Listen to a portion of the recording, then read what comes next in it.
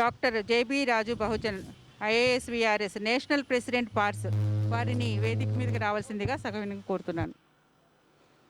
అలాగే national convener పార్స్ doctor K Shivabhagya Rao గారిని వారిని కూడా వేదిక మీద రావాల్సిందిగా కోరుతున్నాను.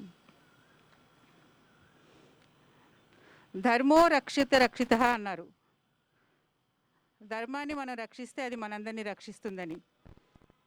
ఇంటికి ఒక న్యాయవాది ఉంటే ఆ ఇంట్లో అందరికీ చాలా ధైర్యంగా ఉంటుంది. అలాంటిది మన సంస్థకి ఒక న్యాయ విభాగం ఉంటే ఎంత బాగుంటుంది.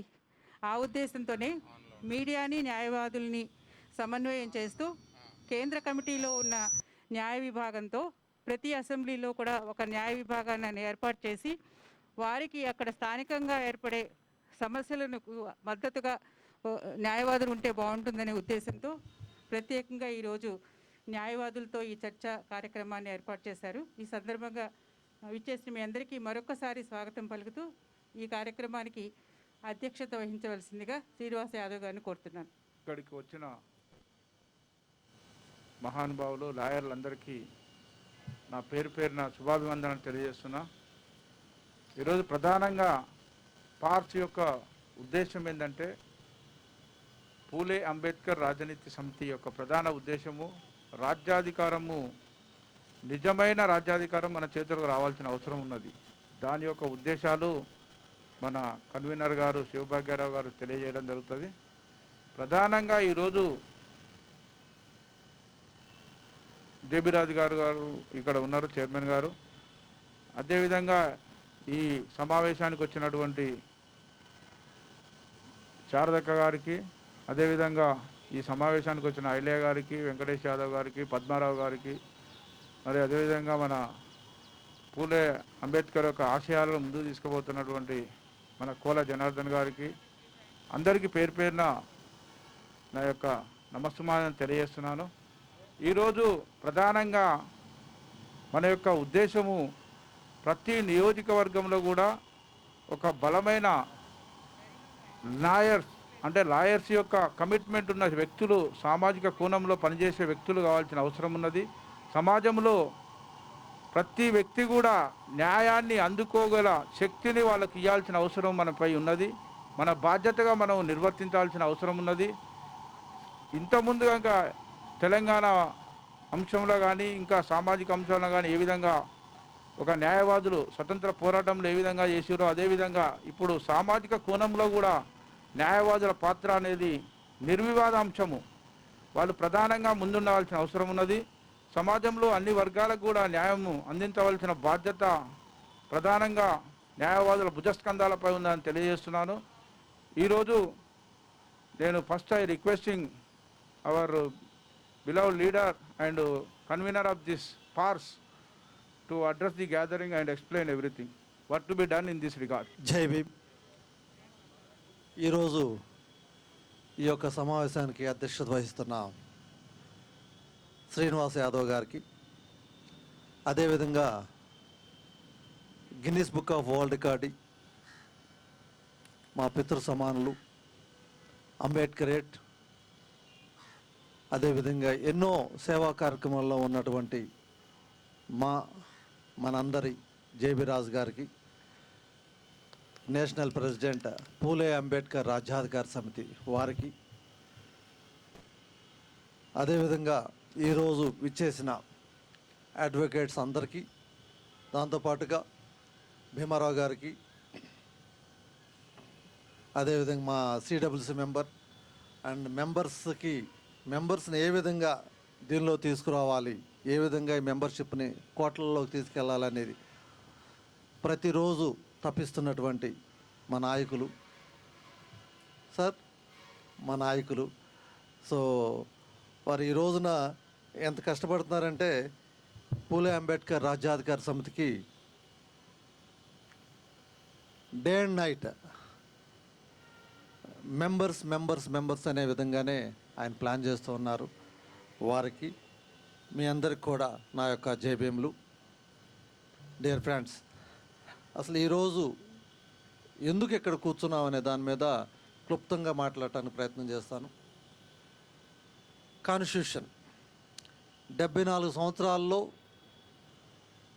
మన కాన్స్టిట్యూషన్ ఇంప్లిమెంట్ అవుతుందా కావట్లేదా, అవకపోవటానికి కారణం ఎవరు, అవ్వాలంటే ఏం చేయాలి? ఈ రోజున జ్యుడిషియరీలో బహుజనులు ఎందుకు లేరు? జడ్జెస్ యాంగిల్లో కావచ్చు, పబ్లిక్ ప్రాసిక్యూటర్ యాంగిల్లో కావచ్చు, లేకపోతే గవర్నమెంట్ ప్లేడర్లు కావచ్చు, ఎందుకు బహుజనులు లేరు? న్యాయం అనేది, ఈక్వాలిటీ అనేది ఎందుకు బహుజనులకు లేకుండా పోయింది? ఈ యొక్క ఈక్వాలిటీ క్వశ్చన్ చేయాల్సిన వాళ్ళే క్వశ్చన్ చేయలేకుండా పోతున్నారా? ఎక్కడుంది సమానత్వం అనేది ఈ దేశంలో, ఎందుకు లేదు అనే దాని మీద చాలా ఇష్యూస్ ఉన్నాయి, చాలా సమస్యలు ఉన్నాయి. మన సమస్యలను మనమే పరిష్కరించుకోవాలనే ఉద్దేశంతో ఒంటరిగా కాకుండా బహుజనులందరినీ ఒక ప్లాట్ఫామ్ మీద తీసుకురావాలి, మనకు మనమే సహకరించుకోవాలనే ఉద్దేశంతో ఈ యొక్క ప్రోగ్రామ్ని పెట్టడం జరిగింది. ఈ ప్రోగ్రాం ఎవరి కింద నడుస్తుంది ఏంటంటే, పూలే అంబేద్కర్ రాజ్యాధికార సమితి అనేది ఒకటి ఊసా గారి ఆధ్వర్యంలో లాస్ట్ ఇయర్ మేన బుద్ధ జయంతి రోజున ఎస్టాబ్లిష్ అయింది. వారి చేతుల మీదుగా ఇక్కడే ఆ రోజునే అందరం కూడా బహుజన్ అని పేరు కూడా మార్చుకోవడం జరిగింది. వెంటనే 1250 మంది ఆ రోజున పేరు మార్చుకున్నారు బహుజన్ అనేసేసి ఆన్లైన్లో. ఆ రోజు నుంచి ఈ రోజు వరకు కూడా కోవిడ్ ఉన్నప్పటికి కూడా ఎన్నో యాక్టివిటీస్ చేస్తూనే ఉన్నాం. అసలు ఈ పూలే అంబేద్కర్ రాజ్యాధికార సమితి యొక్క ఆబ్జెక్ట్ ఏంటంటే వెరీ సింపుల్. ఈ దేశంలో అత్యధిక జనాభా ఉన్న బీసీలు సీఎం కావాలి. That is the first object. ఎవరిని డిమాండ్ చేయట్లేదు, ఎవరిని వెళ్ళేసేసి రిప్రజెంటేషన్లు ఇవ్వట్లేదు. అంటే ఈ 74 సంవత్సరాల్లో పోరాటాలు చేసింది బహుజనులు, మెమరాండం ఇచ్చింది బహుజనులు, తన్నులు తింది బహుజనులు, కొట్టుకుంటుంది కూడా బహుజనులే, దీనిలో డౌట్ ఏం లేదు. సో ఈ పరిస్థితుల్లో మనం కూడా ఇంకో డిమాండ్ పెట్టి మనం కూడా పోరాటం చేద్దామంటే పోరాటం వద్దనే అనుకుంటున్నాం. ఒక నిశ్శబ్ద విప్లవం చేయాలని అనుకుంటున్నాం.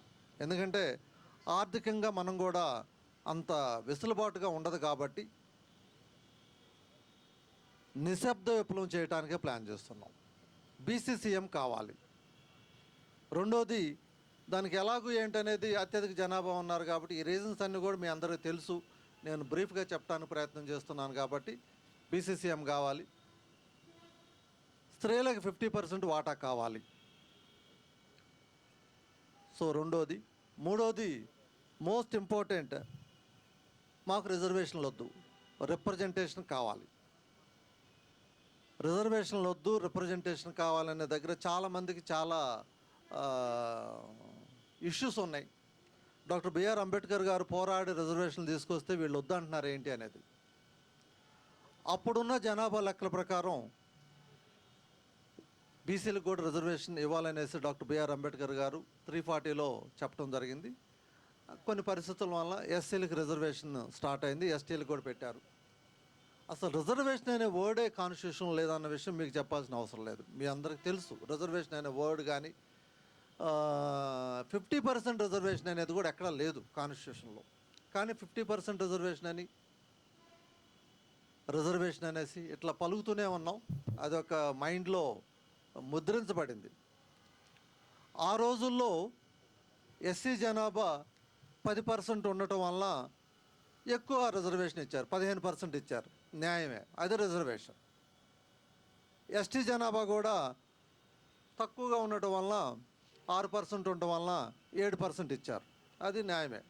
జనాభా తక్కువ, రిజర్వేషన్ ఎక్కువ. కాలం గడిచే కొద్దీ ఈ 74 సంవత్సరాల్లో బీసీల జనాభా, బీసీలకు రిజర్వేషన్ సబ్సిక్వెంట్గా వచ్చింది 27% అన్నారు.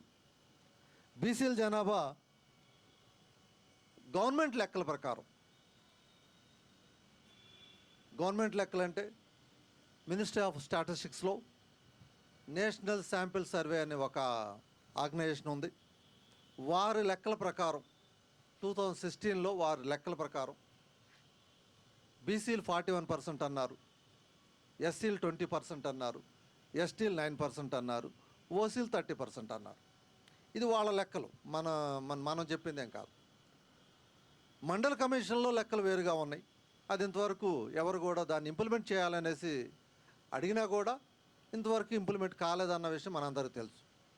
సో అది ఇంప్లిమెంట్ కాలేదు కాబట్టి ఆ లెక్కలు తీసుకుందామంటే మళ్ళీ లెక్కలన్నీ తప్పిపోతాయి. కాబట్టి మిగిలిన లెక్కలు మన దగ్గర లేవు. కాబట్టి ఆల్రెడీ గవర్నమెంట్ ఇచ్చిన లెక్కల ప్రకారమే మనం బేసిస్గా తీసుకుని మాకు రిజర్వేషన్ వద్దు, రిప్రజెంటేషన్ ఇవ్వండి. బీసీలు 41% ఉన్నారు, ఎస్టీలు 20% ఉన్నారు, ఎస్టీలు 9% ఉన్నారు. కాబట్టి ఆ రిజర్వేషన్ ఇస్తే చాలు, మాకు ఈ 15%, 27% వద్దని చెప్తున్నాం. అందుకని రిజర్వేషన్ వద్దు, రిప్రజెంటేషన్ కావాలంటున్నాం. ఇక నాలుగోది, డాక్టర్ బిఆర్ అంబేద్కర్ గారు అప్పట్లోనే ఊహించారు, ఈ రిజర్వేషన్ సిస్టమ్ వల్ల నష్టపోయేది దేశం నష్టపోతుంది, అదేవిధంగా బహుజన ఎస్సీ ఎస్టీలు నష్టపోతారు. వీరి తరపున గెలిచిన వాళ్ళు ఎవరు కూడా వీళ్ళ తరపున మాట్లాడరు, పార్టీలకు అనుకూలంగా ఉంటారు కాబట్టి మాట్లాడరు అనేది ఆ రోజునే వారు గ్రహించి ప్రత్యేక నియోజకవర్గాలు ప్రపోజ్ చేశారు. అది డ్రాప్ అయింది. ఇప్పుడు ఆ ప్రత్యేక నియోజకవర్గాల్ని ఎస్సీ ఎస్టీ క్రిస్టియన్ ముస్లిం బుద్ధిస్టులకి ప్రత్యేక నియోజకవర్గాలు ఉండాలి అనేసి 4వ ప్రతిపాదన చేస్తున్నాం. ఇక ఇంకొక ప్రతిపాదన, ఈ దేశంలో ఇప్పటి వరకు కొన్ని కులాలు ఎమ్మెల్యేగా కాలేదు. చాకలి, మంగలి, ఎందుకు ఇక్కడ పద్మశాలి కులం కూడా ఇంతవరకు ఎమ్మెల్యేగా లేరు. కురుమ, వడ్డేర, ఇట్లా చాలా కులాలు ఎమ్మెల్యేగా లేరు. 10 లక్షల మంది, 20 లక్షల మంది, 40 లక్షల మంది ఉన్న కులాలు కూడా ఎమ్మెల్యేగా లేరు. 6,000 కులాలు ఉన్నాయి దాదాపుగా. ఏ కుల సమస్యలు వాళ్ళకే తెలుస్తాయి కానీ వేరే కులానికి తెలియవు. ఆ సమస్యలు బయటకు రావాలంటే కంపల్సరీగా వాళ్ళు ఎమ్మెల్యేగా ఉండాలి, అసెంబ్లీలో మాట్లాడాలి. అది మాట్లాడాలంటే కాన్స్టిట్యూషన్ చెప్పింది ఏంటంటే 1 lakh ఉన్న ఎవరైనా సరే 1 lakh పాపులేషన్కి ఒక ఎమ్మెల్యే ఉండాలని కాన్స్టిట్యూషన్ చెప్తుంది. కానీ ఈ రోజున 2,50,000 నుంచి 3 లక్షల మంది ఉంటేనే ఎమ్మెల్యే అవుతున్నారు. అది జనాభా అలా ఉన్నారు. మనం ఆ డిమాండ్ చేయలేం. కాబట్టి 5 లక్షల జనాభా ఉన్న ప్రతి క్యాస్ట్ నుంచి కూడా ఒక ఎమ్మెల్యే ఉండాలి. సపోజ్ మా మిత్రులు వడ్డేరా కమ్యూనిటీలో 40 లక్షల జనాభా 2 రాష్ట్రాల్లో ఉన్నారని చెప్తున్నారు. కనీసం 8 మంది ఎమ్మెల్యేలు ఉండాలి, కనీసం పోటీ చేయాలి. గెలుస్తారా లేదా, మనం గెలిపించుకుంటామా లేదా అనేది నెక్స్ట్ ఇష్యూ. పోటీ చేయాలి. సో అందుకని ప్రతి కులం నుంచి కూడా 5 లక్షల జనాభా ఉంటే ఒక ఎమ్మెల్యేగా ఉండాలనేసి మన ఆలోచన. ఇంకా 6వ పాయింట్ ఏంటంటే, ఈ దేశంలో 74 సంవత్సరాల్లో ఇంటర్ కాస్ట్ మ్యారేజ్ చేసుకున్న వారి పిల్లలకి ఏ క్యాస్ట్, అసలు క్యాస్ట్ అనేది మరి ఎట్లా, మరి మీరే అడ్వకేట్స్, మీరే చెప్పాలి. అసలు ఇప్పుడు ఆక్సిజను మన నైట్రోజన్ కలిస్తే ఏమొస్తుందండి? మళ్ళీ ఆక్సిజన్ రాదు కదా, నైట్రోజన్ రాదు కదా, కొత్తది వస్తుంది. అదేవిధంగా కోర్టులు నిర్ణయించడం ఏంటి నా క్యాస్ట్ని? తప్పుడు సిద్ధాంతంలో 74 సంవత్సరాల నుంచి తప్పుడు సిద్ధాంతంలో వెళ్తున్నాము. లేదా తండ్రి కులం అయితే తండ్రి కులం, లేకపోతే తల్లి ఎవరు స్ట్రాంగ్గా ఉంటే వారి కులానికి వెళ్ళిపోతున్నాము. అది ఎంతవరకు కరెక్టు? అది కాదు. ఈ దేశంలో అంబేద్కర్ కోరుకున్న కులరహిత సమాజం కావాలంటే ఒక కొత్త కులం అనేది రావాలి. అందుకనే సమతా కులం అనేసేసి ఒక నామకరణం చేసి దాన్ని నోటిఫై చేయాలి. అది నోటిఫై చేస్తే వారికి గనుక వారి రిప్రజెంటేషన్ ఎంత ఉందో అంత రిజర్వేషన్ ఇచ్చి కొంచెం అధికంగా ఆర్థికంగా రాజకీయంగా కనుక వారికి కనుక సపోర్ట్ చేస్తే అన్ని కులాలు దానిలో జాయిన్ అవుతాయి. ఎందుకు జాయిన్ అవుతాయి అంటే మనందరూ తెలుసు, చాలామంది ఎస్సీలోకి వస్తూ ఉంటారు, చాలామంది బీసీలోకి వస్తూ ఉంటారు, చాలామంది ఎస్టీలోకి వెళ్తూ ఉంటారు. అందరికీ తెలిసిన విషయం అది. ఎక్కడైతే బెనిఫిట్స్ ఉంటాయో అక్కడ పక్షుల్లాగా ఎగిరిపోతూ ఉంటాయి. కాబట్టి సమతా కులం అని కనుక నోటిఫై చేయగలిగితే ఈ దేశంలో 150 సంవత్సరాలకి ఒక్క సమతా కులం మాత్రమే ఉంటుంది అనేది మా అభిప్రాయం. సో అందుకని సమతా కులాన్ని కూడా ఒకటి ఉండాలనేసి ఇట్లా ఒక 6 పాయింట్ల మీద వెళ్తున్నాం. మరి ఈ 6 పాయింట్లు మా ఆశయాలే కానీ ఎవరు నెరవేరుస్తారు? ఎవరికి డిమాండ్లు ఇవ్వట్లేదు. ఎవరు నెరవేరుస్తారంటే ఎస్ మా బీసీ సీఎం కనుక అయితే సీఎం అయితే ఇవన్నీ కూడా నెరవేరుస్తారనేసి మాకు ప్రగాఢ విశ్వాసం. ఈ బీసీ సీఎం కావాలంటే ఏం చేయాలి అనే దాని మీద మరలా ఒక స్ట్రక్చర్ కూడా నిర్మాణం చేస్తున్నాం. ఈ స్ట్రక్చర్ ఏంటంటే నేషనల్ కమిటీ, సపోజ్ మా నేషనల్ ప్రెసిడెంట్ జేబీ రాజు గారు ఉన్నారు. అదేవిధంగా స్టేట్ కమిటీ, తర్వాత parliament committee, assembly committee, mandal committee, corporate అయితే కార్పొరేట్ లెవెల్ కమిటీస్. అంటే పొలిటికల్ స్ట్రక్చర్ ఏ విధంగా అయితే ఉందో ఆ విధంగా కమిటీలు పెడుతున్నాం. ఆ కమిటీలు కూడా ఎలా పెడుతున్నామంటే, ఫర్ ఎగ్జాంపుల్ ఒక ఎమ్మెల్యేగా శారద గారు ఒక ఎమ్మెల్యేగా కావాలనుకుంటారు. ఏదో ఒక నియోజకవర్గంలో ఎమ్మెల్యే కావాలనుకుంటారు. ఆవిడకి ఆ కోరిక ఉండాలి, ఎమ్మెల్యే కావాలని కోరిక. ఆ యొక్క నియోజకవర్గంలో 7 కులాలతో కమిటీ పెట్టాలి. మినిమం 7 కులాలు ఉండాలి, ఎక్కువ ఉండొచ్చు. చాలామంది 7 కులాలు ఏంటి, 9 కులాలు లక్కీ నెంబర్ కదా. ఒక్కొక్క పార్లమెంట్లో 7 అసెంబ్లీలు ఉంటాయి దాదాపుగా. ఒక్కొక్క అసెంబ్లీలకి 7 ఒక్కొక్క కులం ఉండాలనేది మన ఆలోచన. సో అందుకని 7 కులాలతో కమిటీ ఉండాలి, 21 మంది కమిటీ మెంబర్స్గా ఉండాలి అనేసి 21 మంది కలిపేసేసేసి ఆ నియోజకవర్గంలో మనం లీడర్ని ఒప్పుకోవాలి, మండల్ లీడర్ని ఒప్పుకోవాలి. మండలం అయితే మండలం, కార్పొరేటర్ అయితే కార్పొరేటర్ లెవెల్లో మీరు అక్కడ ఒక కమిటీని పెట్టాలి. అందరూ కలిపేసి ఆ అసెంబ్లీలో 5,000 మంది కనుక మెంబర్షిప్ కనుక ఈ ఆశయాలకు నచ్చి, ఏదైతే 6 పాయింట్లు చెప్పామో ఆశయాలకు నచ్చి 5,000 మంది కనుక మెంబర్షిప్ అవ్వగలిగితే Ambedkar TV channel, legal cell 2 కలిపేసేసి సపోర్ట్గా వాళ్ళకు ఉంటారు కాబట్టి విజయం మనదే అనేసి మా ఆలోచన. ఎందుకు విజయం మనది అంటున్నానంటే, ఆంధ్రాలో మీ అందరికీ తెలుసు ఈ రోజున లీగల్గా జ్యుడిషియరీ ఏ విధంగా ప్లే చేస్తుంది, అదేవిధంగా మీడియా ఏ విధంగా ప్లే చేస్తుందో మీ అందరికీ తెలుసు. అదే రోల్ మనం ప్లే చేయబోతున్నాం.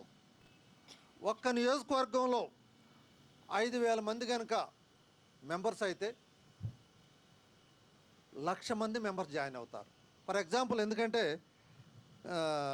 నిన్ననే ఒక మెంబరు డేటా పంపించారు. 1,90,000 మంది ఆళ్లగడ్డ నియోజకవర్గంలో 1,90,000 మంది బీసీలు, ఎస్సీలు, ఎస్టీలు ఉన్నారు. క్రిస్టియన్, ముస్లిమ్స్ 30,000 మంది ఓసీలు ఉన్నారు. 30,000లో 15,000 మంది రెడ్లు ఉన్నారు. ఈ 74 సంవత్సరాల్లో ఒక్క బీసీ కూడా పోటీ చేయలేదు. మరి ఎక్కడ ఈక్వాలిటీ వస్తుంది మీకు? సో అందుకని ఆయన ఏమంటారంటే, ఎవరైతే పంపించారో డేటా, సార్ మాకు అవకాశం ఎప్పుడు వస్తుంది? నా కులం, నేను యాదవ కులంలో నేను ఎప్పుడు ఎమ్మెల్యే అవుతాను? నాకు ఇంతవరకు ఛాన్స్ రావట్లేదు. సో ఛాన్స్ రావాలంటే ఏ పొలిటికల్ పార్టీ కూడా నాకు టికెట్ ఇవ్వట్లేదు. సో మరి ఏం చేయాలి అనేసి అంటే ఈ ప్రిన్సిపల్ చెప్పినప్పుడు చాలా హ్యాపీగా ఫీల్ అయ్యాడు. ఇదైతే అవుతాం సార్, 5,000 మంది ఏంటి, నేనైతే ఈ రోజున 20,000 మందిని మెంబర్షిప్ చేస్తాను. నన్ను మార్చకుండా మీరు కంటిన్యూగా నన్నే రేపు ఎన్ని అవంతరాలు వచ్చినా నన్నే పోటీ పెడతారా? ఎస్ అని చెప్పడం జరిగింది. ఇప్పుడు మా నరసింహారావు గారు ఉన్నారు, మా సీడబ్ల్యూసీ మెంబరు. సార్ మా కులం 40,000 లక్షల మంది ఉన్నారు కాబట్టి మమ్మల్ని 8 మందిని పెట్టాల్సిందే, మాకు అవకాశం ఇవ్వండి. అయితే ఆ 8 మంది ఎవరైనా ఆయన్ని అడుగుతున్నాను నేను, ఏ నియోజకవర్గాల్లో మీ వాళ్ళు పోటీ చేస్తారు అనేసి వారిని అడుగుతున్నాను. నరసింహరావు ఇవ్వలేకపోతే ఆయన ఫెయిల్యూర్ అది. సో అందుకని ఈ విధంగా ఒక స్ట్రక్చర్ని నిర్మించుకుంటూ ముందుకెళ్తున్నాం. దీనిలో లీగల్ డిపార్ట్మెంట్ అనేది ఇంపార్టెంట్ డిపార్ట్మెంట్. కాన్స్టిట్యూషన్ కాపాడాల్సింది కూడా లీగలే కాబట్టి ఒక సెంట్రల్ కమిటీని, స్టేట్ కమిటీని, అదేవిధంగా మండల కమిటీ, అసెంబ్లీ కమిటీని, మండల కమిటీలని వీళ్ళని పెడుతున్నాము.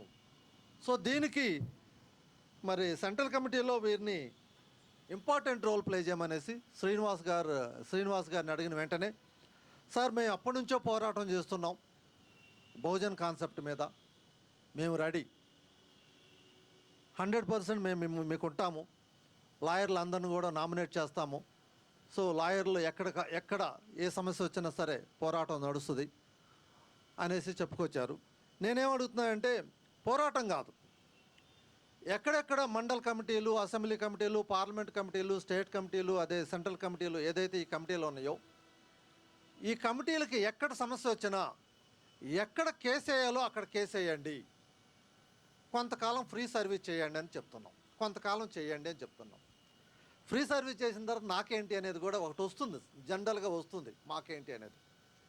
ఒక బహుజన అడ్వకేట్ ఉన్నాడని పబ్లిక్కి తెలిసిన తర్వాత లక్షల మందిని మేము మెంబర్షిప్ చేయబోతున్నాం. లక్షల మందిని అంటే ఒక్కొక్క నియోజకవర్గానికి 5,000 చొప్పున 294 నియోజకవర్గాల్లో 5,000 మంది మెంబర్షిప్ చేసిన తర్వాత, ఆదిలాబాద్లో 5,000 మంది ఉండి అనంతపూర్లో 5,000 మంది ఉంటే మోరల్ సపోర్ట్ అనేది సైకలాజికల్గా బహుజనులకి ఎక్కువ వస్తుంది. మనం భయస్థులం, ఇది ఒప్పుకోవాలా. బహుజనులు ఆ పోరాటాలు వేరు, భయస్థులమే. ఆ భయం పోవాలంటే నాకు ప్రతి చోట కూడా 5,000 మంది ఉన్నారు, 50,000 మంది ఉన్నారు అని కనుక సైకలాజికల్గా కనుక బలం రాగలిగితే గెలుపు మందే. 5,000తో పాటు 1,00,000 మంది వస్తారు ఆటోమేటిక్గా. ఇది కూడా నిశ్శబ్ద విప్లవమే అంటున్నాం. 7 కులాలు 21 మంది సభ్యులతోటి 5,000 మందితోటి ఒక నిశ్శబ్ద విప్లవం. ఈ నిశ్శబ్ద విప్లవం ఎందుకు అంటున్నామంటే, సపోజ్ శారద గారి దగ్గర 50 కోట్లు 100 కోట్లు లేవు, గెలవటం ఎలాగ? దానికి నేనేమంటున్నానంటే, బహుజన బలం గొప్పదా, బహుజన కుల బలం గొప్పదా, ధన బలం గొప్పదా తెలుసుకోమని అంటున్నాను. నేనేమంటున్నా, బహుజన కుల బలం గొప్పదని నేను అంటున్నాను. 7 కులాలు ఉన్నాయి కాబట్టి బహుజన కుల బలం గొప్పది. నువ్వు కనుక అమ్ముడు పోయావంటే, డబ్బుకు అమ్ముడు పోయావంటే, రాబోయే కాలంలో డెమోక్రసీని పూర్తి చేసినట్టు లెక్కే. ఎందుకంటే 25,000తో కూడా కొనే అవకాశం ఉంది. తమిళనాడులో 25,000 పెట్టి కొన్నారనేసి పేపర్లో వచ్చింది, మీడియాలో వచ్చింది. ఇలాంటి పేపర్లోనే పెట్టేసి 25,000 ఇంటింటికి ఇచ్చేశారు. అదే జరిగితే ఎవరైనా సరే, మీరైనా నేనైనా ఎవరైనా సరే ఓటును కనుక కొనుక్కొని వేల కోట్లతో కనుక కొనుక్కుంటే మళ్ళీ లక్షల కోట్లు సంపాదించాల్సిందే, తప్పదు, అది ఎవరైనా అంతే. సో అందుకని ఆ డబ్బు పోవాలి అంటే ఈ దేశాన్ని కాపాడుకోవాల్సింది బహుజనులే కాబట్టి, అత్యధిక జనాభా ఉంది బహుజనులే కాబట్టి, బహుజనుల భుజస్కంధాల మీదే ఉంది.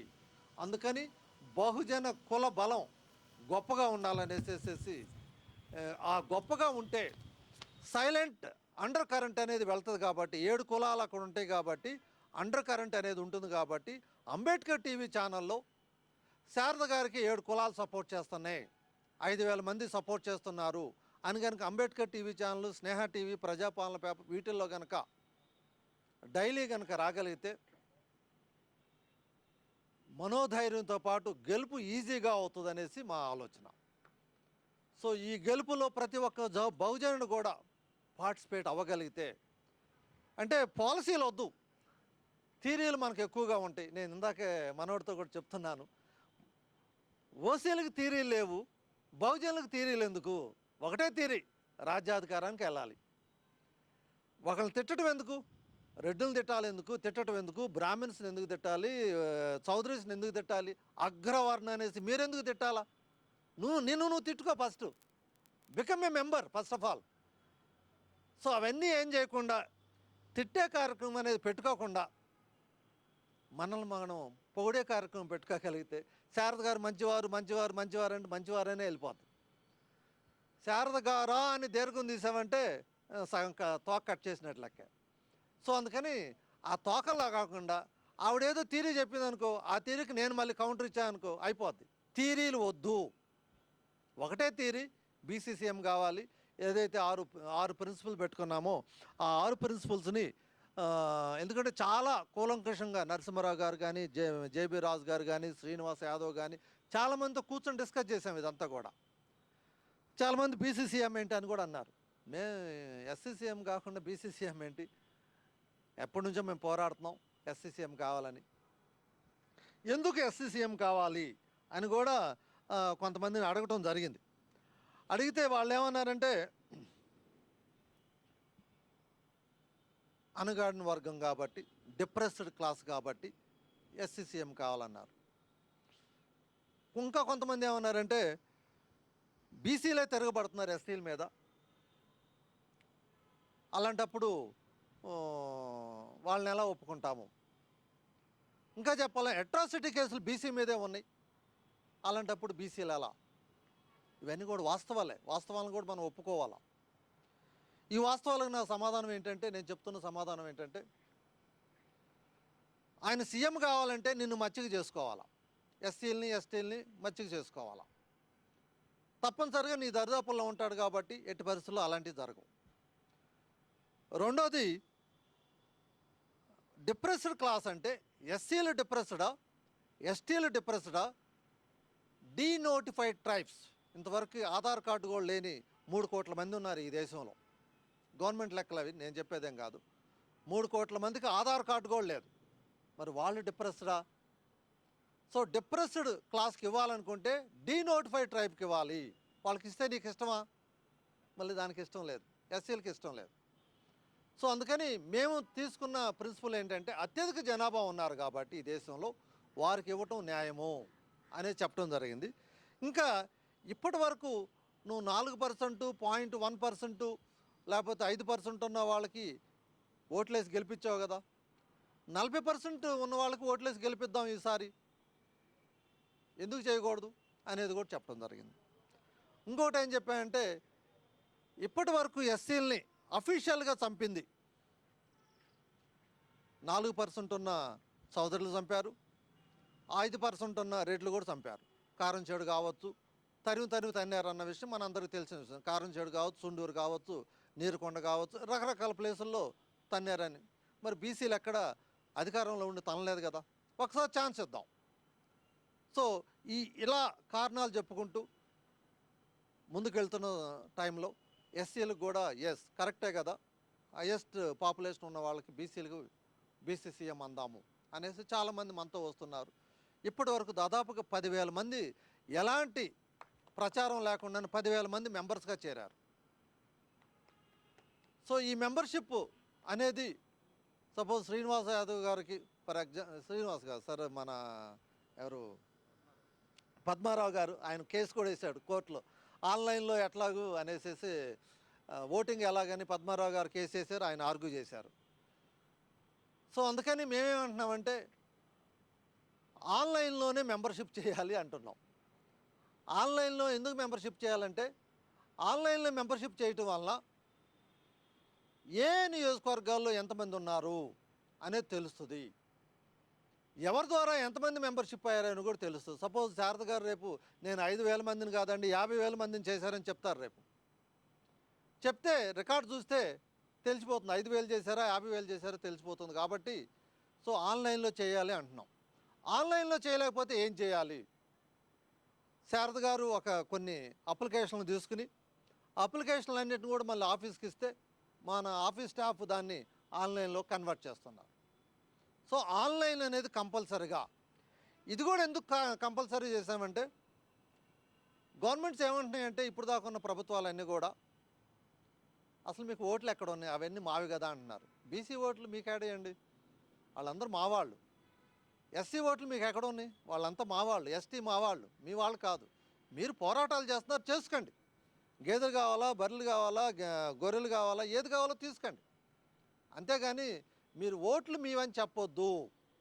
ఈ ఓట్లన్నీ మావే, మీరు ఎన్ని చెప్పినా కూడా రేపు మావే అనేసి వాళ్ళు చాలా క్లియర్గా చెప్తున్నారు. మమ్మల్నే గెలిపించండి, మమ్మల్ని సీఎం చేయండి, చాలా గట్టిగా చెప్తున్నారు. అందుకోసం కాదు బాబు, మాకు అఫీషియల్గానే మెంబర్షిప్ అయ్యింది. ఎందుకంటే పేపర్ మీద మెంబర్షిప్ అంటే నమ్మట్లేదు, ఎవరు నమ్మట్లేదు. అఫీషియల్గానే ఇన్ని లక్షల మంది మెంబర్స్ ఉన్నారు మాకు, ఇన్ని లక్షల మంది ఇదిగో ఈ 6 పాయింట్లు అంటున్నారు అనేసి ఒక్క స్టేట్మెంట్, ఒక చిన్న రిప్రజెంటేషన్, మాకు ఈ 6 పాయింట్ల మీద ఇదిగో ఇన్ని లక్షల మంది సపోర్ట్ చేస్తున్నారు. లక్షల్లోంచి కోట్లలో కూడా వెళ్తాం 100%. బట్ టైం ఫ్యాక్టర్ అంతే. ఏమీ లేకుండానే 10,000 మంది అయితే అన్ని కమిటీలన్నీ పెడుతున్నాము. నియోజకవర్గం కమిటీలు పెడుతున్నాము, ఆ మండల కమిటీలు కూడా పెట్టుకుంటూ వెళ్తున్నాం. కాబట్టి అన్ని కమిటీలు కనుక అయితే 1 కోటి మంది మెంబర్షిప్ అనేది కూడా పెద్ద కష్టం కాదని నాకు అనిపిస్తుంది ఈ రోజున. ఆ విధంగా బీసీ సోదరులు కానీ, ఎస్సీలు కానీ, ఎస్టీలు కానీ, ముస్లిం కానీ, క్రిస్టియన్ కానీ అందరూ కూడా ముందుకు వస్తున్నారు. సో ఈ విధంగా ధనబలం గొప్పదా లేకపోతే బహుజన కులబలం గొప్పదా అనే యాంగిల్లో వెళ్తూ రాబోయే కాలంలో 100% ఒక నిశ్శబ్ద విప్లవం ద్వారా విజయం సాధించడానికి రెడీ అవుతున్నాం. సో మీలో ఎవరైనా సరే ఎమ్మెల్యేగా కావాలనుకున్నా, ఎంపీపీగా ఎవరి కెపాసిటీ వాళ్ళది, కెపాసిటీని మించి కోరికలు వద్దు. సో ఆ విధంగా కావాలనుకుంటే ముందుకు రండి. దాంతోపాటుగా ఇప్పుడు ఈ రోజున సమావేశం ఏంటంటే కమిటీలు పెడతానికి చూస్తున్నాం. ఈ కమిటీలు సెంట్రల్ కమిటీ ఈ రోజున శ్రీనివాస్ గారి ఆధ్వర్యంలో కొంతమంది కమిటీకి ఇష్టం ఉన్న వాళ్ళనే, బలవంతంగా ఎవరిని తీసుకోవట్లేదు. సెంట్రల్ కమిటీలో ఉన్న వాళ్ళు ఏం చేయాలనేది కూడా క్లియర్గా చెప్తున్నాను. స్టేట్ కమిటీ నామినేట్ చేయాలి, స్టేట్ కమిటీలో వాళ్ళని నామినేట్ చేయాలి. అదేవిధంగా పార్లమెంట్ కమిటీకి, ఆ ఏరియాలో ఉన్న పార్లమెంట్ కమిటీకి నామినేట్ చేయాలి. అసెంబ్లీకి, మండలాలకి ఇట్లా అడ్వకేట్స్ని నామినేట్ చేయాలి. ఎక్కడ ఏ ఇష్యూ వచ్చినా కూడా కొంచెం అంటే మరి అది ఫ్రీ అంటామా లేకపోతే బహుజన్ రాజ్యాధికారం కోసం నేను కూడా ఒక పాత్రధారుని అవుతున్నానని ఒక కేసు వేస్తామా అనేది ఆలోచించి ఆ విధంగా చేయాలని. రాబోయే కాలంలో బహుజన్ రాజ్యాధికారం వస్తే మనందరం, ఈరోజు మీ అందరూ బాధపడుతున్నారు, మాకు జడ్జి కాలేదు, పీపీ రాలేదు, లేకపోతే గవర్నమెంట్ ప్లేడర్ కాలేదు, చాలామంది లాయర్లు బాధపడుతున్నారు. లాస్ట్ టైం చంద్రబాబు నాయుడు గారు బీసీలు ఏంటయా అనేసి వెనక్కి పంపించాడు ఫైల్ని కూడా. అది అందరికీ తెలుసు, మనందరికీ తెలుసు. మీ మనసులో ఉన్న పార్టీలు ఏమైనా ఉంటే పార్టీలను పక్కన పెట్టండి, నేను కాదంటలేదు, మీ పార్టీలు మీవే, నేను కాదంటలా. దీనికి కూడా సహకరించండి. మనది కనుక మన గవర్నమెంట్ కనుక రాగలిగితే మన వాళ్ళనే ఎక్కువగా ఈ యాంగిల్లో తీసుకుంటున్నాం. బట్ మమ్మల్ని మాత్రం తక్కువగా చూడొద్దని మాత్రం చెప్తున్నాను, చాలా క్లియర్గా చెప్తున్నా. మీరు అవుతారా? అవుతాం, 100% అవుతాం. ఇప్పుడు జగన్మోహన్ రెడ్డి గారు సీఎం అవ్వాలనే అన్ని సంవత్సరాలు పడ్డాడు. నాకు అన్ని సంవత్సరాలు అవకాశం లేదు. ఎందుకంటే నా జాతి ఎక్కువ, నా బలం బీసీ బలం, నా బలం ఎస్సీ బలం, నాది బహుజన కుల బలం. సో మెంబర్షిప్తో వెళ్తున్నాము. ప్రతి ఒక్క బహుజనుడి గుండె చప్పుడు బహుజనులు సీఎం కావాలనే గుండె చప్పుడు వినిపిస్తుంది. కాబట్టి 100% అతి త్వరలోనే అవుతామనేసి నా నమ్మకం, ప్రగాఢ విశ్వాసం. కాబట్టి ఇది అయ్యే పని అవ్వదు అని మాత్రం అనుకోవద్దు, 100% అవుతుంది.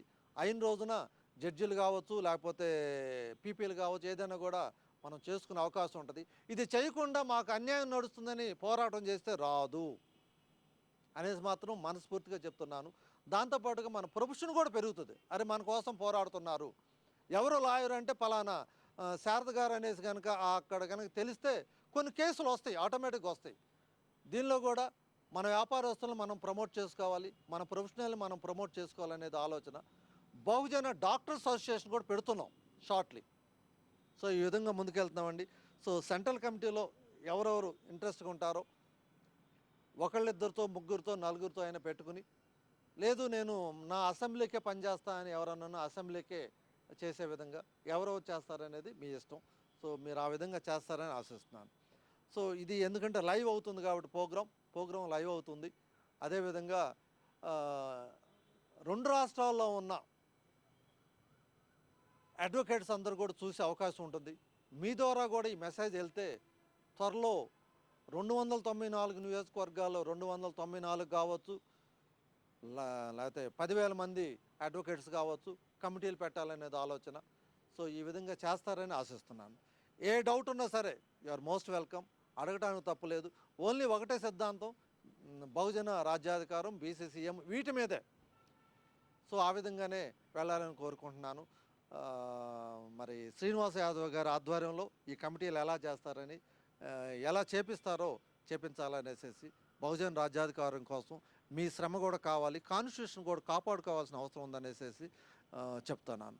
జై భీమ్, జై భీమ్, జై పూలే. Thank you. ఇప్పటి వరకు పార్స్ యొక్క కన్వీనర్ గారు గౌరవ శివభాగ్యరావు గారు clearly explained everything with regarding to how to పార్స్ will be furtherance of in their activities, how can they materialize the goal. Certainly we are going to achieve the political goal in the forthcoming days. Now I am requesting Sharada madam.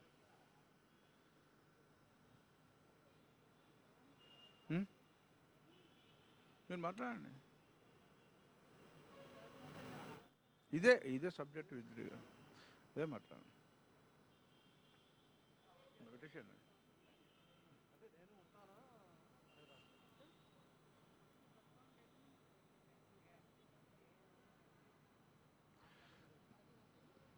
ఈరోజు ప్రధానంగా sir ఇంకా చాలా విషయాలు మర్చిపోయారు. మహిళలకు కూడా 50% అనేది ఖచ్చితంగా ఉండాల్సిన అవసరం ఉన్నది. అన్ని విభాగాలలో కూడా వారెంత జనాభా వారికంతా వాటా ఇవ్వాల్సిన అవసరం ఉన్నది. సమాజంలో proportional representation, not a reservation అనేది ఏదో వాళ్ళు అనుకుంటున్నారు ఏదో మేము ఇస్తున్నాం మీరు, అది కాదు. మేమెంతో మాకంతా వాటా, అది ఖచ్చితంగా అమలు జరగవలసిన అవసరం ఉన్నది.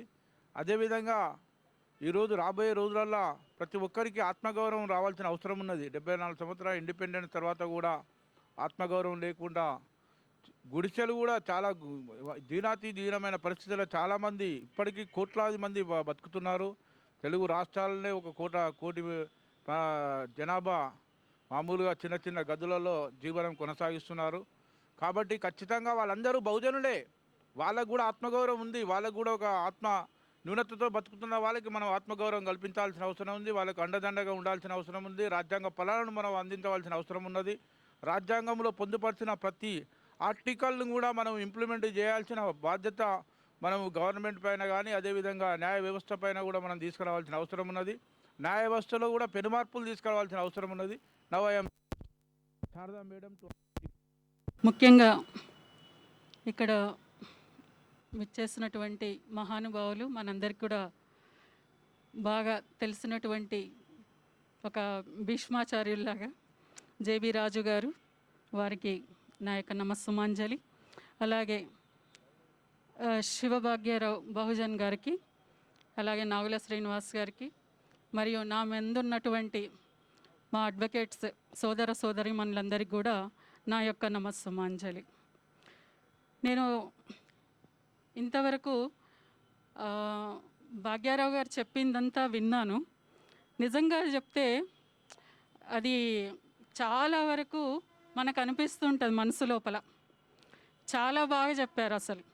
ఎందుకంటే అసలు అలాంటిది ఒకటి కావాలి అని గత 60-70 సంవత్సరాల నుంచి చాలా రకాలైనటువంటి పోరాటాలు చేస్తున్నారు. అందరి మనసుల్లో కూడా ఉంది. చాలా బాగా చెప్పారు. ఎంత అంటే నేను కన్నార్పకుండా విన్నాను. చాలా బాగుంది.